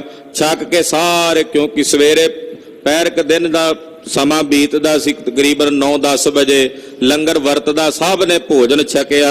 ਕਰਿਓ ਦੁਪਹਿਰੇ ਵਿਖੇ ਆਰਾਮ, ਫਿਰ ਦੁਪਹਿਰੇ ਮਹਾਰਾਜ ਜੀ ਨੇ ਆਰਾਮ ਕੀਤਾ, ਸਿੰਘਾਂ ਨੇ ਵੀ ਆਰਾਮ ਕੀਤਾ। ਕੋੜੇ ਪ੍ਰਭ ਪਰੇ ਅੰਕ ਅਬਿਰਾਮ, ਸੋਹਣੇ ਪਲੰਗੇ ਤੇ ਦੁਪਹਿਰੇ ਮਹਾਰਾਜ ਜੀ ਬਿਰਾਜਮਾਨ ਹੋਏ ਕਲਗੀਧਰ ਸੁਆਮੀ। ਤ੍ਰਿਤੀ ਪੈਰ ਮੈਂ ਜਾਗਤ ਪਏ, ਤੇ ਤੀਜੇ ਪੈਰ ਮਹਾਰਾਜ ਸੱਚੀ ਪਾਤਸ਼ਾਹ ਜੀ ਤਿਆਰ ਬਰ ਤਿਆਰ ਹੋਏ ਉੱਠੇ। ਸੋਚ ਇਸ਼ਨਾਨ ਠਾਨ ਬਿਦ ਸੰਗ, ਸੋਚ ਇਸ਼ਨਾਨ ਕੀਤਾ ਮਹਾਰਾਜ ਸੱਚੇ ਪਾਤਸ਼ਾਹ ਨੇ। ਦਮਨੇ ਸ਼੍ਰੀ ਗੁਰ ਥਾਨ ਉਤੰਗ, ਉਸੇ ਉੱਚੇ ਥਾਂ ਤੇ ਜਿੱਥੇ ਕੱਲ ਲਾਇਆ ਸੀ ਨਾ ਦੀਵਾਨ, ਉੱਥੇ ਮਹਾਰਾਜ ਜੀ ਉੱਚੇ ਥਾਂ ਤੇ ਗਏ। ਤਹਾਂ ਫਰਸ਼ ਪ੍ਰਅੰਕ ਡਸਾਏ, ਉੱਥੇ ਹੀ ਫਰਸ਼ ਡਸਾਇਆ, ਉੱਥੇ ਹੀ ਪਲੰਗਾ ਡਾਇਆ ਮਹਾਰਾਜ ਜੀ ਨੇ। ਪਾਤਸ਼ਾਹ ਨੂੰ ਇਹ ਵੀ ਪਤਾ ਵੀ ਅੱਜ ਗੋਲਾ ਵੀ ਆਉਣਾ ਉੱਥੇ ਚੱਲ ਕੇ। ਗੁਰਦੇਵ ਨੇ ਉੱਥੇ ਹੀ ਜਾ ਕੇ ਆਸਣ ਲਾਇਆ। ਦੱਸਣਾ ਸੀ ਕਿ ਭਾਈ ਜੇ ਹੋਣੀ ਨਾ ਆਈ ਹੋਵੇ ਤੇ ਕੋਈ ਨਹੀਂ ਮਾਰ ਸਕਦਾ। ਬੈਠੇ ਜਾਏ ਭਇਓ ਮਨ ਪਾਏ, ਉੱਥੇ ਮਨ ਭਾਉਂਦੇ ਆਸਣ ਤੇ ਆ ਕੇ ਸਤਿਗੁਰੂ ਜੀ ਬੈਠ ਗਏ। ਸੁਧ ਸੁਨ ਕੈ ਤਤ ਛਿਨ ਕੇ ਆਇਓ, ਕਿਤੇ ਇੱਕ ਸਿੱਖ ਨੂੰ, ਕਿਉਂਕਿ ਵੇਖੋ ਇੱਥੇ ਸਿੰਘਾਂ ਦੀ CID ਕਿੰਨੀ ਤਗੜੀ ਹੋਵੇਗੀ। ਹਾਲਾਂਕਿ ਭੀਮ ਚੰਦ ਦੇ ਸਮੇਤ ਜਿਹੜੇ ਰਾਜੇ ਨੇ ਉਹਨਾਂ ਨੇ ਚੋਰੀ ਛਿਪੇ ਸਲਾਹ ਕੀਤੀ ਹੈ, ਫਿਰ ਵੀ ਉੱਥੋਂ ਇੱਕ ਗੁਪਤਚਰ ਆਇਆ ਦੁਸ਼ਮਣ ਦੀ ਫੌਜ ਚੋਂ। ਉਹਨੇ ਆ ਕੇ ਮਹਾਰਾਜ ਜੀ ਨੂੰ ਦੱਸਿਆ, ਸਕਲ ਭੇਵ ਤਿਨ ਭਾਖ ਸੁਨਾਇਓ, ਸਾਰਾ ਭੇਦ ਆ ਕੇ ਮਹਾਰਾਜ ਜੀ ਨੂੰ ਸੁਣਾਇਆ। ਪ੍ਰਭ ਜੀ ਇਹਾਂ ਨਾ ਬੈਠਨ ਕਰੀਏ, ਕਹਿਣ ਲੱਗਾ ਸਤਿਗੁਰੂ ਜੀ ਅੱਜ ਨਾ ਇੱਥੇ ਬੈਠੋ, ਅੱਜ ਇਸ ਥਾਂ ਤੇ ਨਾ ਬੈਠੋ, ਕਿਉਂਕਿ ਮੈਂ ਇੱਕ ਖਬਰ ਲੈ ਕੇ ਆਇਆ। ਤੂਰ ਨਹੀਂ ਤਲ ਅਨੰਤ ਸਿਧਰੀਏ, ਮਹਾਰਾਜ ਛੇਤੀ ਨਾਲ ਇੱਥੋਂ ਆਸਣ ਚੁੱਕੋ ਤੇ ਕਿਤੇ ਹੋਰ ਜਗ੍ਹਾ ਤੇ ਆਸਣ ਲਾ ਲਵੋ। ਇੱਕ ਦੁਸ਼ਟ ਲੈ 5000, ਕਿਉਂਕਿ ਇੱਕ ਤੋਪਚੀਆ ਤੁਰਕ ਮਲੇਛ ਜਿਹਨੇ ਭੀਮ ਚੰਦ ਕੋਲੋਂ 5000 ਰੁਪਇਆ ਲਿਆ ਇਨਾਮ ਵਜੋਂ, ਤੋਪ ਵਿਸਾਲ ਰੱਖੀ ਕਰ ਤਿਆਰ, ਉਹਨੇ ਤੋਪ ਤਿਆਰ ਕਰਕੇ ਰੱਖੀ ਆ, ਗੋਲਾ ਉਹਦੇ ਚ ਉਹਨੇ ਪਾਇਆ, ਬਰੂਦ ਠੋਕਿਆ ਹੋਇਆ। ਸ਼ਿਸ਼ਤ ਬਨਾਵਤ ਦਿਨ ਮੈਂ ਰਹਿਓ, ਅੱਜ ਉਹਨੇ ਸਾਰਾ ਦਿਨ ਨਿਸ਼ਾਨਾ ਬੰਨਿਆ, ਪੂਰਾ ਐਂਗਲ ਬਣਾਉਂਦਾ ਰਿਹਾ ਤੋਪ ਦੇ ਮੂੰਹ ਦੇ, ਇਸੇ ਜਗ੍ਹਾ ਦਾ ਨਿਸ਼ਾਨਾ ਲਾਇਆ ਹੋਇਆ ਉਹਨੇ। ਰਾਵਰ ਹਤਨ ਹੇਤ ਚਿਤ ਚਿਓ, ਉਹ ਗੋਲਾ ਤੁਹਾਨੂੰ ਮਾਰਨਾ ਚਾਹੁੰਦਾ ਹੈ। ਦਗਾ ਸਬਨ ਇਮ ਰਚਿਓ ਬਣਾਏ। ਏਦਾਂ ਉਹਨਾਂ ਪਹਾੜੀਆਂ ਨੇ ਦਗਾ ਤੇ ਫਰੇਬ ਰਚਿਆ ਹੋਇਆ, ਚੋਰੀ ਛਿਪੇ ਗੋਲਾ ਦਾਗਣਾ ਚਾਹੁੰਦੇ ਨੇ। ਓਚਕ ਗੋਰਾ ਹਤੇ ਟਿਕਾਏ। ਅਚਾਨਕ ਉਹ ਗੋਲਾ ਉਹਨਾਂ ਦਾ ਇੱਕ ਉੱਚੇ ਪਹਾੜ ਤੋਂ ਉਹਨਾਂ ਨੇ ਦਾਗਣਾ ਇਸ ਜਗ੍ਹਾ ਤੇ। ਏਦਾਂ ਉਹਨਾਂ ਨੇ ਤੋਪ ਟਿਕਾਈ ਹੋਈ। ਮਹਾਰਾਜ ਅੱਜ ਆਪ ਜੀ ਇੱਥੇ ਨਾ ਬੈਠ ਕੇ ਕਿਤੇ ਹੋਰ ਆਸਣ ਲਾ ਲਵੋ। ਸੁਨ ਪ੍ਰਭ ਕਯੋ ਤਰਾਸ ਅਬ ਤਰ ਹੈ। ਕਲਗੀਧਰ ਜੀ ਕਹਿਣ ਲੱਗੇ, ਸਿੱਖਾ ਹੁਣ ਜੇ ਅਸੀਂ ਮਨ 'ਚ ਡਰ ਧਾਰਨ ਕਰੀਏ ਤਿਆਗੇ ਨਿਜ ਤਲ ਕੋ ਚੱਲ ਪਰ। ਤੇ ਆਪਣੀ ਇਹ ਥਾਂ ਛੱਡ ਕੇ ਕਿਸੇ ਹੋਰ ਥਾਂ ਤੇ ਚਲੇ ਜਾਈਏ, ਉਚਿਤ ਨਾਮ ਕੋ ਐਸੀ ਬਾਤ। ਇਹ ਗੱਲ ਸਾਡੇ ਲਈ ਉਚਿਤ ਜੇ ਯੋਗ ਨਹੀਂ ਹੈ। ਦੁਸ਼ਮਨ ਸੋਰਣ ਹੈ ਦਿਨ ਰਾਤ। ਇਹਨਾਂ ਦੁਸ਼ਮਣਾਂ ਨਾਲ ਤਾਂ ਸਾਡਾ ਹੁਣ ਰਾਤ ਦਿਨ ਦਾ ਜੰਗ ਹੈ। ਕਹਾਂ ਕਾ ਹਮ ਦੁਰਤੇ ਫਿਰੇ। ਇਹਨਾਂ ਦੇ ਨਾਲ ਲੜਨ ਦੀ ਬਜਾਏ ਅਸੀਂ ਜੇ ਛੁਪਣ ਲੱਗ ਪਏ ਤੇ ਕਿੱਥੇ ਕਿੱਥੇ ਜਾ ਕੇ ਲੁਕਦੇ ਫਿਰਾਂਗੇ। ਅਸੀਂ ਕਿਹੜੀ ਕਿਹੜੀ ਥਾਂ ਤੇ ਲੁਕਦੇ ਫਿਰਾਂਗੇ। ਡਟ ਕੇ ਮੁਕਾਬਲਾ ਹੀ ਕਰਨਾ। ਅਸੀਂ ਖਾਲਸੇ ਨੂੰ ਵੀ ਇਹੀ ਸਿਖਾਣਾ ਹੈ। ਦੇਖੇ ਦੁਰਜਨ ਆਨੰਦ ਤਰੇ। ਔਰ ਇਹਨਾਂ ਦੁਰਜਨਾਂ ਨੂੰ ਵੇਖ ਕੇ ਤਾਂ ਸਾਡੇ ਅੰਦਰ ਖੇੜਾ ਆਉਂਦਾ ਵੀ ਆਏ ਨੇ ਮਲੇਛ ਚੜ ਕੇ ਸੋਧਾ ਲਾਵਾਂਗੇ ਇਹਨਾਂ ਨੂੰ। ਇਹਨਾਂ ਨੂੰ ਵੇਖ ਕੇ ਤੇ ਸਾਡਾ ਹਿਰਦਾ ਆਨੰਦ ਵਿੱਚ ਆਉਂਦਾ। ਬੈਠ ਲਖੋਂ ਕਰਤਾਰ ਤਮਾਸ਼ੇ। ਬੈਠੋ ਵੇਖ ਕੇ ਇੱਥੇ ਕਰਤਾਰ ਦਾ ਤਮਾਸ਼ਾ ਵੇਖੋ, ਕਰਤਾਰ ਦਾ ਚੋਜ। ਜਿਵੇਂ ਮਰਦਾਨੇ ਨੂੰ ਕਹਿੰਦੇ ਸਨ ਨਾ ਮਹਾਰਾਜ ਜੀ, ਵੇਖ ਮਰਦਾਨਿਆ ਰੰਗ ਕਰਤਾਰ ਦੇ। ਖਾਲਸਾ ਜੀ ਤੁਸੀਂ ਵੀ ਬੈਠੇ ਹੁਣ ਕਰਤਾਰ ਦੇ ਚੋਜ ਵੇਖੋ ਕੀ ਕਰਦਾ ਕਰਤਾਰ। ਹੋਏ ਐ ਦੋਖੀ ਕੇਰ ਬਿਨਾਸ਼ੇ। ਇਹਨਾਂ ਦੋਖੀਆਂ ਦਾ ਕਿਵੇਂ ਵਿਨਾਸ਼ ਹੁੰਦਾ ਵੇਖੋ। ਕੰਗਾ ਕਰਨ ਲਗੇ ਗੁਰ ਥੇਰੇ। ਇਦਾਂ ਕਹਿ ਕੇ ਮਹਾਰਾਜ ਅੱਜ ਫਿਰ ਕੰਗਾ ਕਰ ਰਹੇ ਨੇ। ਉਸੇ ਤਰ੍ਹਾਂ ਪਲੰਗੇ ਤੇ ਆਰਾਮ ਨਾਲ ਬੈਠੇ, ਹਿੱਲੇ ਜੁੱਲੇ ਨਹੀਂ ਉੱਥੋਂ। ਮਹਾਰਾਜ ਜੀ ਕੰਗਾ ਕਰਨ ਲੱਗੇ। ਪੁਨ ਦਸਤਾਰ ਬੰਦ ਬੋ ਕਰੇ। ਕੰਗਾ ਕਰਕੇ ਗੁਰਦੇਵ ਨੇ ਸੀਸ ਤੇ ਦਸਤਾਰਾ ਸਜਾਇਆ। ਬਾਜਾਂ ਵਾਲੇ ਪ੍ਰੀਤਮ ਨੇ ਦੁਮਾਲਾ ਝੁਲਾਇਆ। ਕਲਗੀ ਜਿਗਾ ਸੁਧਾਰ ਬਣਾਏ। ਸੋਹਣੀ ਕਲਗੀ ਸੋਹਣੀ ਜਗ੍ਹਾ ਮਹਾਰਾਜ ਜੀ ਨੇ ਦੁਮਾਲੇ ਤੇ ਸਜਾਈ ਹੈ। ਸਿਰ ਪਰ ਸੇਵਕ ਚਮਰ ਟੁਲਾਏ। ਮਹਾਰਾਜ ਜੀ ਦਾ ਇੱਕ ਚਵਰ ਬਰਦਾਰ ਸਾਹਿਬ ਦੇ ਸੀਸ ਤੇ ਚਵਰ ਝੁਲਾ ਰਿਹਾ ਹੈ। ਦੁਸ਼ਟ ਪਲੀਤਾ ਤੋਪੇ ਦਾਗੇ। ਉਧਰ ਉਸ ਦੁਸ਼ਟ ਨੇ ਐ ਨਿਸ਼ਾਨਾ ਲਾਇਆ। ਤੋਪਚੀ ਨੇ ਕਲਗੀਧਰ ਦਾ ਗੋਲੇ ਦਾ ਉਹਨੇ ਨਿਸ਼ਾਨਾ ਪੂਰਾ ਦਾਗਣ ਦੀ ਤਿਆਰੀ ਕਰ ਲਈ। ਪਲੀਤਾ ਤੁਖਾਇਆ। ਇੱਕ ਸਿੱਖ ਖਰੋ ਹੋਤੋ ਗੋਰੇ ਆਗੇ। ਮਹਾਰਾਜ ਜੀ ਦਾ ਚਵਰ ਬਰਦਾਰ ਹੀ ਉਹ ਚਵਰ ਝੁਲਾਉਂਦਾ। ਇੱਕ ਸਤਿਗੁਰਾਂ ਦੇ ਸਨਮੁਖ ਆ ਖਲੋਤਾ। ਤਿਸ ਕੇ ਲਗਿਓ ਆਨ ਕਰ ਗੋਰਾ। ਉਹਨੇ ਜਦੋਂ ਗੋਲਾ ਮਾਰਿਆ ਤੇ ਮਹਾਰਾਜ ਜੀ ਦੇ ਉਹ ਚਵਰ ਬਰਦਾਰ ਨੂੰ ਆ ਕੇ ਗੋਲਾ ਜਿਹੜਾ ਉਹ ਵੱਜਾ। ਵੱਡੇ ਬੇਗ ਤੇ ਸ਼ੂਕਤ ਗੋਰਾ। ਇੰਨੇ ਵੇਗ ਨਾਲ ਉਹ ਗੋਲਾ ਸ਼ੌਂਕਦਾ ਹੋਇਆ ਆਇਆ ਸੀ। ਦਰਸ਼ਨ ਕਰਤ ਪ੍ਰਾਨ ਤਜ ਗਇਓ। ਨੇ ਇਹੋ ਭਾਗ ਉਸ ਸਿੱਖ ਦੇ ਸਤਿਗੁਰਾਂ ਦੇ ਸਾਹਮਣੇ ਖੜਾ ਸੀ ਅੱਗੇ, ਤੇ ਸਤਿਗੁਰਾਂ ਦੇ ਦਰਸ਼ਨ ਕਰਦਿਆਂ ਕਰਦਿਆਂ ਉਹਨੇ ਆਪਣੇ ਪ੍ਰਾਣ ਤਿਆਗੇ। ਤਬ ਸਤਿਗੁਰ ਨਿਜ ਕਰ ਤਨੁਖ ਲਿਓ। ਕਹਿੰਦੇ ਸ਼ਹੀਦੀ ਪਾ ਗਿਆ ਸਿੱਖ ਮਹਾਰਾਜ ਜੀ ਦੇ ਸਾਹਮਣੇ ਦਰਸ਼ਨ ਕਰਦਿਆਂ। ਗੋਲਾ ਉਹਨੂੰ ਵੱਜਾ। ਮਹਾਰਾਜ ਜੀ ਦੇ ਸਰਾਣੇ ਤੇ ਹੀ ਧਨਖ ਪਿਆ ਸੀ ਗਰੀਬ ਨਵਾਜ ਪਾਤਸ਼ਾਹ ਦੇ। ਧਨਖ ਚੁੱਕਿਆ ਗਰੀਬ ਨਵਾਜ ਜੀ ਨੇ, ਕੱਢਿਆ ਚੌੜਵਾ ਜਿਹਾ ਖਪਰਾ ਤੀਰ, 4 ਉਂਗਲ ਚੌੜਾ ਫੁਲਾਦ ਦਾ ਬਣਿਆ ਹੋਇਆ। ਪਿੱਛੇ ਬਾਗੜ ਤੇ ਬਾਗੜ ਦੇ ਨਾਲ ਲੱਗੀ ਹੋਈ ਸੋਨੇ ਦਾ ਤਕਰੀਬਨ 1 ਤੋਲਾ ਸੋਨਾ ਮੜਿਆ ਹੋਇਆ। ਉਹ ਮਹਾਰਾਜ ਜੀ ਨੇ ਤੀਰ ਕੱਢਿਆ। ਤਰਗਸ ਤੇ ਕਾਢਿਓ ਸਰ ਤੀਚਨ। ਬੜਾ ਤਿੱਖਾ ਤੀਰ ਮਾਨੋ ਉਛਲ ਉਛਲ ਬਾਹਰ ਆਉਂਦਾ ਸੀ। ਕਹਿੰਦਾ ਸੀ ਬਾਜਾਂ ਵਾਲੇ ਪ੍ਰੀਤਮ ਮੈਨੂੰ ਅੰਗੀਕਾਰ ਕਰਕੇ ਛੱਡੋ, ਮੈਂ ਮਲੇਛ ਦੇ ਮੱਥੇ ਨੂੰ ਚੀਰ ਕੇ ਪਾਰ ਨਿਕਲ ਜਾਵਾਂ। ਖਪਰਾ ਆਯੁਤ ਸੰਦਿਓ ਪੀਚਨ। ਮਹਾਰਾਜ ਸੱਚੇ ਪਾਤਸ਼ਾਹ ਨੇ 4 ਉਂਗਲ ਚੌੜਾ ਖਪਰਾ ਤੀਰ ਆਪਣੀ ਧਨਖ ਦੇ ਤੰਦੀ ਤੇ ਚਾੜਿਆ। ਖੈਂਚ ਕਾਨ ਲੋ ਤੁਰਤ ਚਲਾਇਓ। ਖਿੱਚਿਆ ਚੁਟਕੀ ਦੇ ਨਾਲ ਬਾਗੜ ਤੋਂ ਪਕੜ ਕੇ ਕੰਨਾਂ ਤੱਕ ਮਹਾਰਾਜ ਜੀ ਦਾ ਹੱਥ ਆ ਗਿਆ। ਐਸਾ ਮਸ਼ੂਕਤ ਬੇਗ ਸਿਧਾਇਓ। ਛੱਡਿਆ ਤੇ ਧਨਖ ਦੇ ਤੰਦੇ ਚਿਰੜ ਚਿਰੜ ਕਰਦੀ ਆ। ਜਦੋਂ ਨਿਕਲਿਆ ਨਾ ਵਿੱਚੋਂ ਕਮਾਨ ਤੇ ਤੀਰ, ਤੇ ਜਿਵੇਂ ਸੱਪ ਸ਼ੌਂਕਦਾ ਜਾਂਦਾ ਉੱਡਣਾ ਏਦਾਂ ਗਿਆ। ਦੁਤੀ ਹਤਨ ਕੋ ਤੋਪ ਕਸੰਤਾ। ਉਧਰ ਉਹ ਜਿਹੜਾ ਤੋਪਚੀ ਸੀ ਨਾ, ਉਹ ਦੂਸਰਾ ਤੋਪ ਦਾ ਗੋਲਾ ਮਾਰਨ ਲਈ ਤਿਆਰੀ ਕਰ ਰਿਹਾ ਸੀ। ਸ਼ਿਸ਼ਤ ਬਾਂਧ ਕਰ ਗੁਰੂ ਤਕੰਤਾ। ਤੇ ਸਿਸਤ ਬੰਨ ਕੇ ਤੱਕ ਰਿਹਾ ਸੀ, ਗੁਰੂ ਸਾਹਿਬ ਦਾ ਨਿਸ਼ਾਨਾ ਲਾ ਰਿਹਾ ਸੀ। ਤਬਈ ਲਗਿਓ ਭਾਲ ਮੈਂ ਜਾਈ। ਉਹਦਾ ਹਾਲੇ ਗੋਲਾ ਤਿਆਰ ਹੀ ਹੋ ਰਿਹਾ ਸੀ ਕਿ ਇਹਨਾਂ ਨੂੰ ਕੜਾਕ ਦੇ ਕੇ, ਜਿਵੇਂ ਬੰਦੂਕ ਦੀ ਗੋਲੀ ਇੰਨੀ ਤੇਜ਼ ਨਹੀਂ ਆਉਂਦੀ ਜਿੰਨੀ ਤੇਜ਼ੀ ਨਾਲ ਮਹਾਰਾਜ ਜੀ ਦਾ ਤੀਰ ਜਾ ਕੇ ਉਸ ਤੋਪ ਜੀ ਦੇ ਮੱਥੇ ਵਿੱਚ ਕੜਾਕ ਦੇ ਕੇ ਵੱਜਾ।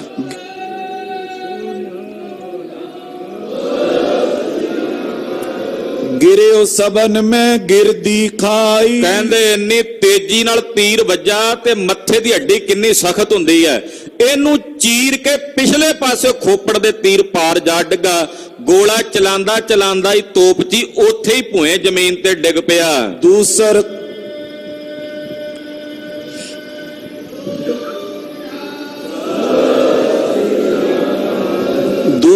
ਖਪਰਾ ਔਰ ਨਿਕਾਰਾ। ਉਹਨੇ ਮਹਾਰਾਜ ਜੀ ਨੂੰ ਚਲਾਉਣ ਵਾਸਤੇ ਉਹਦਾ ਦੂਜਾ ਭਰਾ ਸੀ ਉੱਥੇ, ਉਹਨੇ ਵੇਖਿਆ ਵੀ ਇਹ ਤਾਂ ਮਾਰਿਆ ਗਿਆ, ਵੀ ਹੁਣ ਦੂਜਾ ਵੀ ਤੀਰ ਆਉਣ ਵਾਲਾ, ਮੈਂ ਪਹਿਲਾਂ ਗੋਲਾ ਚਲਾ ਦਿਆਂ। ਉਧਰ ਉਹ ਤਿਆਰੀ ਕਰਨ ਲੱਗਾ ਉਹਦਾ ਭਾਈ, ਇਧਰੋਂ ਕਲਗੀਧਰ ਜੀ ਨੇ ਦੂਜਾ ਤੀਰ ਕੱਢਿਆ। ਤਨਖ ਮੈਂ ਜੋਰਿਓ ਤੁਰਤ ਪਰਹਾਰਾ। ਗੁਰਦੇਵ ਨੇ ਤਨਖ ਦੀ ਚਾੜ ਕੇ ਤੰਦੀ ਤੇ ਦੂਜਾ ਤੀਰ ਵੀ ਜਿਵੇਂ ਆਲੇ ਗੋਲੀ ਨਹੀਂ ਓਨੀ ਤੇਜ਼ ਜਾਂਦੀ, ਤੋਪ ਦਾ ਗੋਲਾ ਨਹੀਂ ਓਨਾ ਤੇਜ਼ ਜਾਂਦਾ ਜਿੰਨੀ ਤੇਜ਼ੀ ਨਾਲ ਮੇਰੇ ਸਾਹਿਬ ਦਾ ਤੀਰ ਜਾਂਦਾ ਹੈ। ਪ੍ਰਾਤਾ ਹੁਤੋ ਤੁਰਕ ਕੋ ਔਰ। ਉਸੇ ਤੁਰਕ ਤੋਪਚੀ ਦਾ ਦੂਜਾ ਭਰਾ ਸੀ ਉੱਥੇ। ਲੱਗਿਓ ਦੇ ਗਿਰਦਾ ਤਿਸ ਠੋ। ਉਹ ਹਾਲੇ ਸੋਚ ਹੀ ਰਿਹਾ ਸੀ ਗੋਲਾ ਚਲਾਉਣ ਦੀ, ਇੰਨੇ ਨੂੰ ਉਹਦਾ ਜਿਹੜਾ ਦਿਲ ਵਾਲਾ ਥਾਂ ਹੁੰਦਾ ਨਾ, ਕਲੇਜੇ ਵਾਲਾ, ਉੱਥੇ ਆ ਕੇ ਸਾਹਿਬ ਦਾ ਤੀਰ ਵੱਜ ਕੇ ਪਾਰ ਜਾ ਨਿਕਲਿਆ। ਜਬ ਤੂਰਨ ਦੋਨੋਂ ਮਰ ਗਏ। ਨਾਲ ਹੀ ਉਹ ਵੀ ਡਿੱਗ ਪਿਆ। ਦੋਵੇਂ ਹੀ ਉਹ ਤੋਪਚੀ ਸਨ ਚਲਾਉਣ ਵਾਲੇ, ਦੋਵੇਂ ਹੀ ਉੱਥੇ ਡਿੱਗ ਪਏ। ਦੇਖਤ ਲੋਕ ਤਰਾਸ ਧਰ ਤਏ। ਤੇ ਜਿਹੜੇ ਬਾਕੀ ਦੇ ਆਲੇ ਦੁਆਲੇ ਉਹ ਤਾਂ ਫਿਰ ਦੌੜਨ ਲੱਗੇ ਸੱਜੇ ਖੱਬੇ, ਉਹ ਭੱਜ ਭੱਜ ਕੇ ਥੱਲੇ ਉਤਰਨ ਲੱਗੇ ਵੀ ਹੋਰ ਨਾ ਆ ਜਾਏ ਕਿਤੇ, ਤੀਰ ਇੱਕੋ ਹੀ ਆਉਂਦਾ ਤੇ ਨਾਲ ਹੀ ਸੋਹਿਲਾ ਪੜਿਆ ਜਾਂਦਾ, ਫਿਰ ਉਹ ਨਹੀਂ ਜੂੰਦਾ ਉਸ ਵੇਲੇ। ਉਹ ਸਾਰੇ ਭੱਜ ਭੱਜ ਕੇ ਸੱਜੇ ਖੱਬੇ ਦੌੜਨ ਲੱਗ ਪਏ। ਇੱਕਦਮ ਭਗਦੜ ਜੀ ਮਚ ਗਈ, ਇਹੋ ਜਿਹਾ ਆਲਮਾ ਬਣ ਗਿਆ। ਸੋਨੀ ਤੋਪ ਖਰੀ ਇਕ ਰਹੀ। ਕਹਿੰਦੇ ਉਹ ਤੋਪ ਉੱਥੇ ਖਾਲੀ ਪਈ ਰਹਿ ਗਈ ਸੁੰਨੀ, ਉਹਦੇ ਦੋ ਮਾਲਕ ਚਲਾਉਣ ਵਾਲੇ ਦੋਵੇਂ ਹੀ ਮਾਰੇ ਗਏ। ਅਪਰ ਸਮੀਪ ਰਿਓ ਕੋ ਨਹੀਂ। ਹੋਰ ਕੋਈ ਨਹੀਂ ਨੇੜੇ ਰਿਹਾ ਉਸ ਤੋਪ ਦੇ। ਭੀਮ ਚੰਦ ਕੇ ਟਿਗ ਸਵ ਰਾਜੇ। ਉਧਰ ਭੀਮ ਚੰਦ ਕੁਝ ਦੂਰੀ ਤੇ, ਉਹਨੂੰ ਪਤਾ ਸੀ ਗੁਰੂ ਸਾਹਿਬ ਦਾ ਤੀਰ ਬੜੀ ਦੂਰ ਤੱਕ ਆਉਂਦਾ, ਪਹਿਲਾਂ ਹੀ ਦੂਰ ਹੋ ਕੇ ਬੈਠਾ ਹੋਇਆ ਸੀ ਬਾਕੀ ਰਾਜਿਆਂ ਨਾਲ। ਕਰੇ ਬਾਤ ਇਹ ਬੰਨਿਓ ਸੁਕਾਜੇ। ਉਹ ਨਹੀਂ ਸੀ ਦੇਖ ਰਹੇ ਵੀ ਜਿੱਥੇ ਤੋਪ ਦਾ ਗੋਲਾ ਚਲਾਣਾ ਸੀ ਉੱਥੇ ਨਹੀਂ ਸੀ ਨਿਗਾਹ ਜਾਂਦੀ, ਉਹ ਪਿੱਛੇ ਹੀ ਬੈਠੇ ਨਾ ਕਿਤੇ ਭੀਮ ਚੰਦ ਤੇ ਪਹਾੜੀ ਰਾਜੇ ਗੱਲਾਂ ਕਰਦੇ ਆਪਸ ਚ। ਕਹਿੰਦੇ ਅੱਜ ਬਣ ਜਾਣਾ ਕੰਮ ਆਪਣਾ ਬਈ, ਅੱਜ ਆਪਣਾ ਕਾਰਜ ਹੋ ਜਾਣਾ ਸਿੱਧ। ਜਿਹੜਾ ਕੰਮ ਆਪਾਂ ਨਹੀਂ ਕਰ ਸਕੇ ਸਾਡੇ ਦੋ ਤੋਪਚੀਆਂ ਨੇ ਕਰ ਦੇਣਾ। ਉਹ ਉੱਥੇ ਬੈਠੇ ਗੱਲਾਂ ਕਰੀ ਜਾਣ, ਕਿਆ ਜਾਣਨ ਵੀ ਜਿਹੜੇ ਤੋਪਚੀਆਂ ਤੇ ਇੰਨਾ ਮਾਣ ਕਰੀ ਬੈਠੇ ਨੇ, ਸਤਿਗੁਰਾਂ ਨੇ ਮਾਰ ਕੇ ਮਿੱਟੀ 'ਚ ਗਰਕ ਕਰਕੇ ਰੱਖ ਦਿੱਤੇ ਨੇ। ਲਗੇ ਤੋਪ ਕੋ ਗੋਰਾ ਜਬੇ। ਕਹਿੰਦੇ ਅੱਜ ਲੱਗੇਗਾ ਗੁਰੂ ਜੀ ਨੂੰ ਤੋਪ ਦਾ ਗੋਲਾ, ਜਦੋਂ ਲੱਗੇਗਾ ਮਾਰੇ ਗੁਰੂ ਪਾਜੇ ਸਿੱਖ ਸਭੇ। ਗੁਰੂ ਜੀ ਉੱਥੇ ਮਾਰੇ ਜਾਣਗੇ, ਉਹਨਾਂ ਦੇ ਸਿੱਖ ਭੱਜ ਜਾਣਗੇ। ਇਤਨੇ ਮੈਂ ਨਰ ਧਾਵਤ ਪਏ। ਇਹ ਗੱਲਾਂ ਹੀ ਵੀ ਕਰਦੇ ਸਨ। ਢੂਰੀਆ ਕਹੇ ਜੇ ਕੰਮ ਹੋ ਗਿਆ ਨਾ ਤੇ ਮੈਂ ਤੋਪਚੀ ਨੂੰ 5000 ਨਹੀਂ, ਭੀਮ ਚੰਦ ਹੋ ਸਕਦਾ ਤੇਰੇ ਤੋਂ ਵੱਧ ਇਨਾਮ ਦਿਆਂ। ਉਹ ਗੱਲਾਂ ਹੀ ਕਰੀ ਜਾਣ, ਖਿਆਲੀ ਪਲਾਓ ਜਿਵੇਂ ਹੁੰਦੇ ਆ ਨਾ, ਉਹ ਪਕਾਈ ਜਾਣ। ਤੇ ਇਹਨੇ ਨੂੰ ਇੱਕ ਇਹਨਾਂ ਦਾ ਨੌਕਰ ਭੱਜਾ ਭੱਜਾ ਵਾਹ ਦਾਈ। ਉਸ ਵੇਲੇ ਸਾਹ ਸਾਹ ਹੋਇਆ, ਸਾਹ ਨਾਲ ਰਲੇ ਤੇ ਭੀਮ ਚੰਦ ਦੀ ਕਚਹਿਰੀ ਚ ਆਇਆ। ਸਰ ਲਗ ਤੁਰਕ ਮਰੇ ਕਹਿ ਦਏ। ਉਹਨੇ ਆ ਕੇ ਦੱਸਿਆ ਗੋਲਾ ਤਾਂ ਖਬਰੇ ਪਹੁੰਚਿਆ ਕਿ ਨਹੀਂ ਪਹੁੰਚਿਆ। ਉੱਥੇ ਗੁਰੂ ਜੀ ਦੇ ਤੀਰ ਦੋ ਜ਼ਰੂਰ ਆਏ ਤੇ ਦੋਵੇਂ ਹੀ ਤੁਹਾਡੇ ਤੋਪਚੀ ਵੱਡੇ ਜਰਨੈਲ ਵੇਖਦਿਆਂ ਵੇਖਦਿਆਂ ਅੱਖਾਂ ਦੇ ਫੋਰ ਵਿੱਚ ਗੁਰੂ ਜੀ ਨੇ ਮਾਰ ਮੁਕਾਏ ਨੇ। ਇੱਕ ਗੋਰਾ ਇਨ ਪ੍ਰਥਮ ਚਲਾਇਓ। ਇੱਕ ਗੋਲਾ ਜ਼ਰੂਰ ਇਹਨੇ ਪਹਿਲਾਂ ਚਲਾਇਆ ਹੈ। ਤਬਈ ਬਾਨ ਆਨ ਲਗ ਕਾਇਓ। ਖਬਰੇ ਗੋਲਾ ਉੱਥੇ ਪਹੁੰਚਿਆ ਹੀ ਕਿ ਨਹੀਂ, ਉਹਦੇ ਤੋਂ ਪਹਿਲਾਂ ਇੱਕ ਖਪਰਾ ਤੀਰ ਆਇਆ, ਉਹ ਆ ਕੇ ਮੱਥੇ ਨੂੰ ਚੀਰ ਕੇ ਨਿਕਲ ਗਿਆ ਇਹਦੇ ਤੋਪਚੀ ਦੇ। ਦੁਤੀਓ ਲਗਿਓ ਪ੍ਰਾਤ ਤਿਸ ਮਰਿਓ। ਜਦੋਂ ਦੂਜਾ ਤੀਰ ਆਇਆ ਤੇ ਉਹਦਾ ਭਰਾ ਵੀ ਮਾਰਿਆ ਗਿਆ ਤੋਪਚੀ ਦਾ। ਇੱਕ ਭਾਜੇ ਸਭ ਉਰ ਡਰ ਧਰਿਓ। ਬਾਕੀ ਫਿਰ ਅਸੀਂ ਭੱਜ ਕੇ ਆ ਗਏ ਤੁਹਾਡੇ ਕੋਲ। ਬਲਿਹਾਰ ਸਾਡੇ ਨਾ ਪੈਰਾਂ ਤੇ ਲੱਤਾਂ ਤੋਂ ਜਿਹੜੀਆਂ ਸਾਨੂੰ ਉੱਥੋਂ ਭਜਾ ਕੇ ਤੁਹਾਡੇ ਤੱਕ ਲੈ ਆਈਆਂ ਨੇ। ਕਿਤਕ ਸਮੋ ਗ੍ਰੀਸ਼ਨ ਟਾਰੇ। ਏਦਾਂ ਕੁਝ ਕੁ ਸਮਾਂ ਪਹਾੜੀ ਫਿਰਾਂ ਨੇ ਟਾਲਿਆ। ਕਹਿੰਦਾ ਚੁੱਪਚਾਪ ਹੋ ਕੇ ਪਿੱਛੇ ਦੜ ਵੱਟ ਕੇ ਬੈਠੇ ਰਹੋ, ਖਬਰੇ ਕਿਧਰੋਂ ਤੀਰ ਆ ਜਾਏ। ਗੁਰੂ ਜੀ ਦਾ 4-4 ਕੋਹ ਤਾਈਂ ਕਹਿੰਦੇ ਤੀਰ ਦੀ ਮਾਰ ਹੈ। ਕਹਿੰਦੇ ਹੁਣ ਨਹੀਂ ਆਪਾਂ ਕਿਸੇ ਪ੍ਰਕਾਰ ਦਾ ਅੱਗੇ ਵੱਧ ਕੇ ਕਿਸੇ ਪ੍ਰਕਾਰ ਦਾ ਕੋਈ ਪਹਿਲਾ ਹੱਲਾ ਨਹੀਂ ਕਰਨਾ। ਔਰ ਤੋਪ ਟਿਗ ਜਾਏ ਨਿਹਾਰੇ। ਕਹਿੰਦੇ ਫਿਰ ਥੋੜਾ ਜਿਹਾ ਟਾਈਮ ਟਾਲ ਕੇ ਨਾ, ਜਦੋਂ ਇਹਨਾਂ ਨੇ ਵੇਖਿਆ ਦੂਰਬੀਨ ਲਾ ਕੇ ਵੀ ਗੁਰੂ ਜੀ ਉੱਠ ਗਏ ਨੇ ਉੱਥੋਂ, ਫਿਰ ਆਏ ਤੋਪ ਦੇ ਕੋਲ ਵੇਖਣ ਵਾਸਤੇ ਵੀ ਵੇਖੀ ਇੱਥੇ ਹੋਇਆ ਕੀ ਹੈ। इसमें मतहारी सबून। ਹੈਰਾਨ ਹੋ ਗਏ, ਜਿੱਥੇ ਤੋਪ ਲੱਗੀ ਸੀ ਔਰ ਸਤਿਗੁਰਾਂ ਦਾ ਜਿੱਥੇ ਡੇਰਾ ਸੀ ਉੱਥੇ ਜਦੋਂ ਵਿਚਕਾਰਲਾ ਇਹਨਾਂ ਨੇ ਫਾਸਲਾ ਵੇਖਿਆ ਤੇ ਹੈਰਾਨ ਹੋ ਗਏ। परखे बान गुरु के तून। ਹੈਰਾਨ ਹੋ ਗਏ, ਤੀਰ ਵੇਖੇ ਜਦੋਂ ਕੱਢ ਕੇ ਤੇ ਹੈਰਾਨ ਵੀ ਤੀਰ ਵੀ ਇਹੋ ਜਿਹੇ, ਏਦਾਂ ਦੇ ਤੀਰ ਤਾਂ ਆਮ ਕੋਈ ਚਲਾ ਹੀ ਨਹੀਂ ਸਕਦਾ। ਉਹ ਹੈਰਾਨ ਹੋ ਗਏ ਤੀਰ ਵੇਖ ਕੇ ਮਹਾਰਾਜ ਜੀ ਦੇ। आए कोस लग बेग सुबाना। ਤਕਰੀਬਨ ਕੋਹ ਦੀ ਵਾਟ ਤੱਕ ਕੇ, ਕੋਹ ਯਾਨੀ ਕਿ ਵੇਖੋ 2-3 ਕਿਲੋਮੀਟਰ ਦਾ ਪੰਧ ਬਣ ਜਾਵੇਗਾ। ਕਹਿੰਦੇ ਇਦੋਂ ਇੱਥੇ ਤੱਕ ਤੀਰ ਦੀ ਮਾਰ ਤੇ ਕਿੰਨੇ ਵੇਗ ਨਾਲ ਆਇਆ ਹੈ, ਨਹੀਂ ਤਾਂ ਇੱਥੇ ਆ ਕੇ ਠੰਡਾ ਹੋ ਜਾਂਦਾ ਤੀਰ, ਪਰ ਇੱਥੇ ਵੀ ਉਹਦਾ ਇੰਨਾ ਵੇਗ ਸੀ ਵੀ ਉਹਦੇ ਮੱਥੇ ਦੀ ਹੱਡੀ ਨੂੰ ਚੀਰ ਕੇ ਪਾਰ ਨਿਕਲ ਗਿਆ। हत्यो बोर नर भाल निशाना। ਫਿਰ ਨਿਸ਼ਾਨਾ ਇੰਨਾ ਵੀ ਮੱਥੇ ਦਾ ਨਿਸ਼ਾਨਾ ਲਾਇਆ ਤੇ ਮੱਥੇ ਵਿੱਚ ਹੀ ਆ ਕੇ ਵੱਜਾ। ਕਮਾਲ ਦਾ ਨਿਸ਼ਾਨਾ ਗੁਰੂ ਜੀ ਦਾ। तब दोनों की कब्र खुदाई। ਉੱਥੇ ਹੀ ਉਹਨਾਂ ਦੋਹਾਂ ਭਰਾਵਾਂ ਦੀ ਉਹਨਾਂ ਨੇ ਕਬਰ ਪੁੱਟੀ। तिसई थल सो दिए दबाई। ਉੱਥੇ ਹੀ ਉਹਨਾਂ ਦੋਹਾਂ ਦੀ ਕਬਰ ਪੁੱਟ ਕੇ ਉਹਨਾਂ ਦੀਆਂ ਲਾਸ਼ਾਂ ਦੱਬ ਦਿੱਤੀਆਂ। स्याई टिब्बी नाम सुथान। ਉਸ ਜਗ੍ਹਾ ਦਾ ਨਾਮ ਮਾਂ ਕਵੀ ਭਾਈ ਸੰਤੋਖ ਸਿੰਘ ਜੀ ਕਹਿੰਦੇ ਸ਼ਾਹੀ ਟਿੱਬੀ ਹੈ। जिन तहां अब लगे जान। ਭਾਈ ਸਾਹਿਬ ਨੇ ਕਿਤੇ ਦਰਸ਼ਨ ਕੀਤੇ ਹੋਣਗੇ, ਦਾਸ ਨੇ ਤਾਂ ਨਹੀਂ ਕੀਤੇ। ਕਹਿੰਦੇ ਉਹਨਾਂ ਦੋ ਮੁਸਲਮਾਨਾਂ ਦੀਆਂ ਜਿਹੜੀਆਂ ਕਬਰਾਂ ਨੇ ਉਹਦੀ ਨਿਸ਼ਾਨੀ ਹੁਣ ਵੀ ਹੈ ਉੱਥੇ ਕਬਰਾਂ ਦੀ ਬਣੀ ਹੋਈ। दोनों कब्रां परी दिखारत। ਉਹ ਦੋ ਕਬਰਾਂ ਅੱਜ ਵੀ ਉੱਥੇ ਪਈਆਂ ਦਿਖਦੀਆਂ ਨੇ ਜਿਨ੍ਹਾਂ ਨੂੰ ਕਲਗੀਆਂ ਵਾਲੇ ਪਾਤਸ਼ਾਹ ਨੇ ਮਾਰਿਆ ਸੀ ਤੋਪਚੀਆਂ ਨੂੰ। जिन देखे सो आन बतावत। ਭਾਈ ਸਾਹਿਬ ਕਹਿੰਦੇ ਜਿਨ੍ਹਾਂ ਨੇ ਵੇਖੀਆਂ ਨੇ ਉਹ ਦੋਵੇਂ ਕਬਰਾਂ ਮੈਨੂੰ ਉਹਨਾਂ ਨੇ ਆ ਕੇ ਦੱਸਿਆ ਹੈ। इत सतगुर सो सिख सिर सिसकारा। ਇਧਰ ਉਹ ਸਿੱਖ ਜਿਹੜਾ ਸ਼ਹੀਦ ਹੋਇਆ ਉਹਦਾ ਵੀ ਉੱਥੇ ਸਥਾਨ ਬਣਿਆ ਹੋਇਆ। ਮਹਾਰਾਜ ਜੀ ਦਾ ਸੇਵਾਦਾਰ ਜਿਹੜਾ ਸ਼ਹੀਦ ਹੋਇਆ ਤੋਪ ਦੇ ਗੋਲਾ, ਉਹਦਾ ਮਹਾਰਾਜ ਜੀ ਨੇ ਆਪ ਆਪਣੇ ਹੱਥੀਂ ਸੰਸਕਾਰ ਕੀਤਾ। सो पी चिन्ह अब लगो निहारा। ਭਾਈ ਸਾਹਿਬ ਕਹਿੰਦੇ ਉਹ ਵੀ ਚਿੰਨ ਉੱਥੇ ਹੁਣ ਤੱਕ ਦਿਸਦਾ ਹੈ, ਉਹ ਨਿਸ਼ਾਨੀ ਹੁਣ ਤੱਕ ਉੱਥੇ ਹੈ। जै प्रभ बैठे सो पी थान। ਜਿੱਥੇ ਨਿਰਮੋਹਗੜ੍ਹ ਸਾਹਿਬ ਦੇ ਲਾਗੇ ਮਹਾਰਾਜ ਜੀ ਬੈਠੇ ਸਨ ਉਹ ਥਾਂ ਵੀ ਹੁਣ ਤੱਕ ਹੈ। बिदत आए सिख पिको सुजान। ਐ ਸੁਜਾਨ ਗੁਰਸਿੱਖੋ ਜਗ੍ਹਾਵਾਂ ਉਹ ਥਾਵਾਂ ਹੁਣ ਤਾਈਂ ਵਿਦਤ ਨੇ ਪ੍ਰਗਟ ਨੇ ਜਾਣ ਲਵੋ। दोहरा निशा पई प्रभ सिवर में आन बिराजे थान। ਰਾਤ ਪੈ ਗਈ, ਮਹਾਰਾਜ ਜੀ ਆਪਣੇ ਡੇਰੇ ਤੇ ਜਿੱਥੇ ਗੁਰਦੇਵ ਦਾ ਸੁਖ ਆਸਣ ਹੈ ਸੋਦਰ ਦੀ ਚੌਂਕੀ ਤੋਂ ਬਾਅਦ ਮਹਾਰਾਜ ਜੀ ਆਪਣੇ ਆਸਣ ਤੇ ਆਣ ਕੇ ਬਿਰਾਜ ਗਏ। खान पान कर कै पले ਪੋਡੇ ਗੁਰ ਭਗਵਾਨ। ਸੇਵਾਦਾਰ ਥਾਲ ਵਿੱਚ ਸੋਹਣਾ ਲੰਗਰ ਪ੍ਰਸ਼ਾਦਾ ਸਜਾ ਕੇ ਮਹਾਰਾਜ ਜੀ ਲਈ ਹਾਜ਼ਰ ਹੋਇਆ। ਗੁਰਦੇਵ ਨੇ ਭੋਜਨ ਛਕਿਆ, ਸਿੰਘਾਂ ਨੇ ਫੌਜਾਂ ਨੇ ਲੰਗਰ ਛਕਿਆ। ਛਕ ਕੇ ਸਭ ਆਪੋ ਆਪਣੇ ਆਸਣਾਂ ਤੇ ਬਿਰਾਜੇ ਹਨ। ਇਧਰ ਵਜ਼ੀਰ ਖਾਂ ਜਿਹੜਾ ਉਹ ਮਦਦ ਵਾਸਤੇ ਆ ਰਿਹਾ ਪਹਾੜੀਆਂ ਦੀ, ਉਹ ਕਥਾ ਆਪ ਜੀ ਅਗਲਿਆਂ ਪ੍ਰਸੰਗਾਂ ਵਿੱਚ ਸਰਵਣ ਕਰੋਗੇ।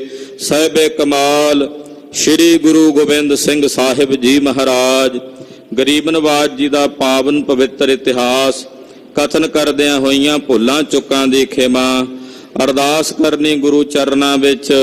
ਸਤਿਗੁਰੂ ਜੀ ਅੱਗੇ ਵਾਸਤੇ ਸਦ ਬੁੱਧੀ ਔਰ ਸਮਤ ਪ੍ਰਦਾਨ ਕਰਨ। ਅਭਿਆਨ ਕੀ ਆਸ ਨਿਰਾਸ ਭਈ ਕਲਗੀ ਤਰਬਾਸ ਕੀਓ ਮਨ ਮਾਹੀ। ਵਾਹੋ ਵਾਹੋ Gobind Singh ji, ਵਾਹੋ ਵਾਹੋ Gobind Singh ji. Gobind Singh ji, wow wow Gobind Singh ji. ਵਾਹੋ ਵਾਹੋ Gobind Singh ji, ਵਾਹੋ ਵਾਹੋ Gobind Singh ji. Gobind Singh ji, wow wow Gobind Singh ji. ਆਪੇ ਗੁਰ ਚੇਲਾ, ਆਪੇ ਗੁਰ ਚੇਲਾ, ਆਪੇ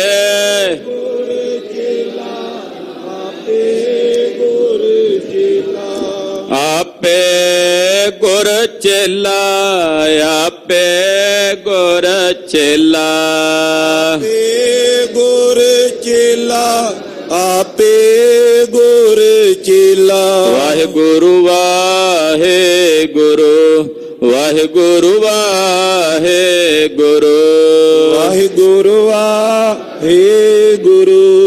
ਵਾਹਿਗੁਰੂ ਵਾਹਿਗੁਰੂ ਵਾਹਿਗੁਰੂ ਵਾਹਿਗੁਰੂ ਵਾਹਿਗੁਰੂ ਵਾਹਿਗੁਰੂ ਵਾਹਿਗੁਰੂ ਵਾਹਿਗੁਰੂ ਵਾਹਿਗੁਰੂ ਵਾਹਿਗੁਰੂ ਵਾਹਿਗੁਰੂ हे अच्युत हे पार ब्रह्म ਅਬਨਾਸੀ ਅਗਨਾਸ पूरन हे सर्व मैं ਦੁਖ ਪੰਜਨ ਗੁਣ ਤਾਸ संगी हे निरंकार ਇਹ ਨਿਰਗੁਣ ਸਭ ਟੇਕ हे गोविंद हे गुण निधान ਜਾਂ ਕੀ ਸਦਾ ਬਵੇਕ परम पर हर हरे ਹੈ ਪੀਓ ਅਣਿਆਰ संत कै सदा संग ਨੀਦਾਰਾਂ ਆਧਾਰ ठाकुर हों दासरो ਮੈਂ ਨਿਰਗੁਣ ਗੁਣ ਨਹੀਂ ਕੋਏ नानक दीजा नाम दान ਰਾਖੋਈ ਐ ਪਰੋਏ प्रभ शरणागति ਕਿਰਪਾ ਨਿਧ ਦਿਆਲ एक अखर हर मन बस्त ਨਾਨਕ ਹੋਤ ਨਿਹਾਲ गुरु नाम जहाज है ਚੜੇ ਸੋ ਤੇਰੇ ਪਾਰ शरदा कर सेवंदे ਗੁਰ ਪਾਰ ਉਤਾਰ ਨਿਹਾਰ गुरु नाम जहाज है ਚੜੇ ਸੋ ਤੇਰੇ ਪਾਰ शरदा कर सेवंदे ਗੁਰ ਪਾਰ ਉਤਾਰ ਨਿਹਾਰ ਵਾਹਿਗੁਰੂ ਜੀ ਕਾ ਖਾਲਸਾ ਵਾਹਿਗੁਰੂ ਜੀ ਕੀ ਫਤਿਹ।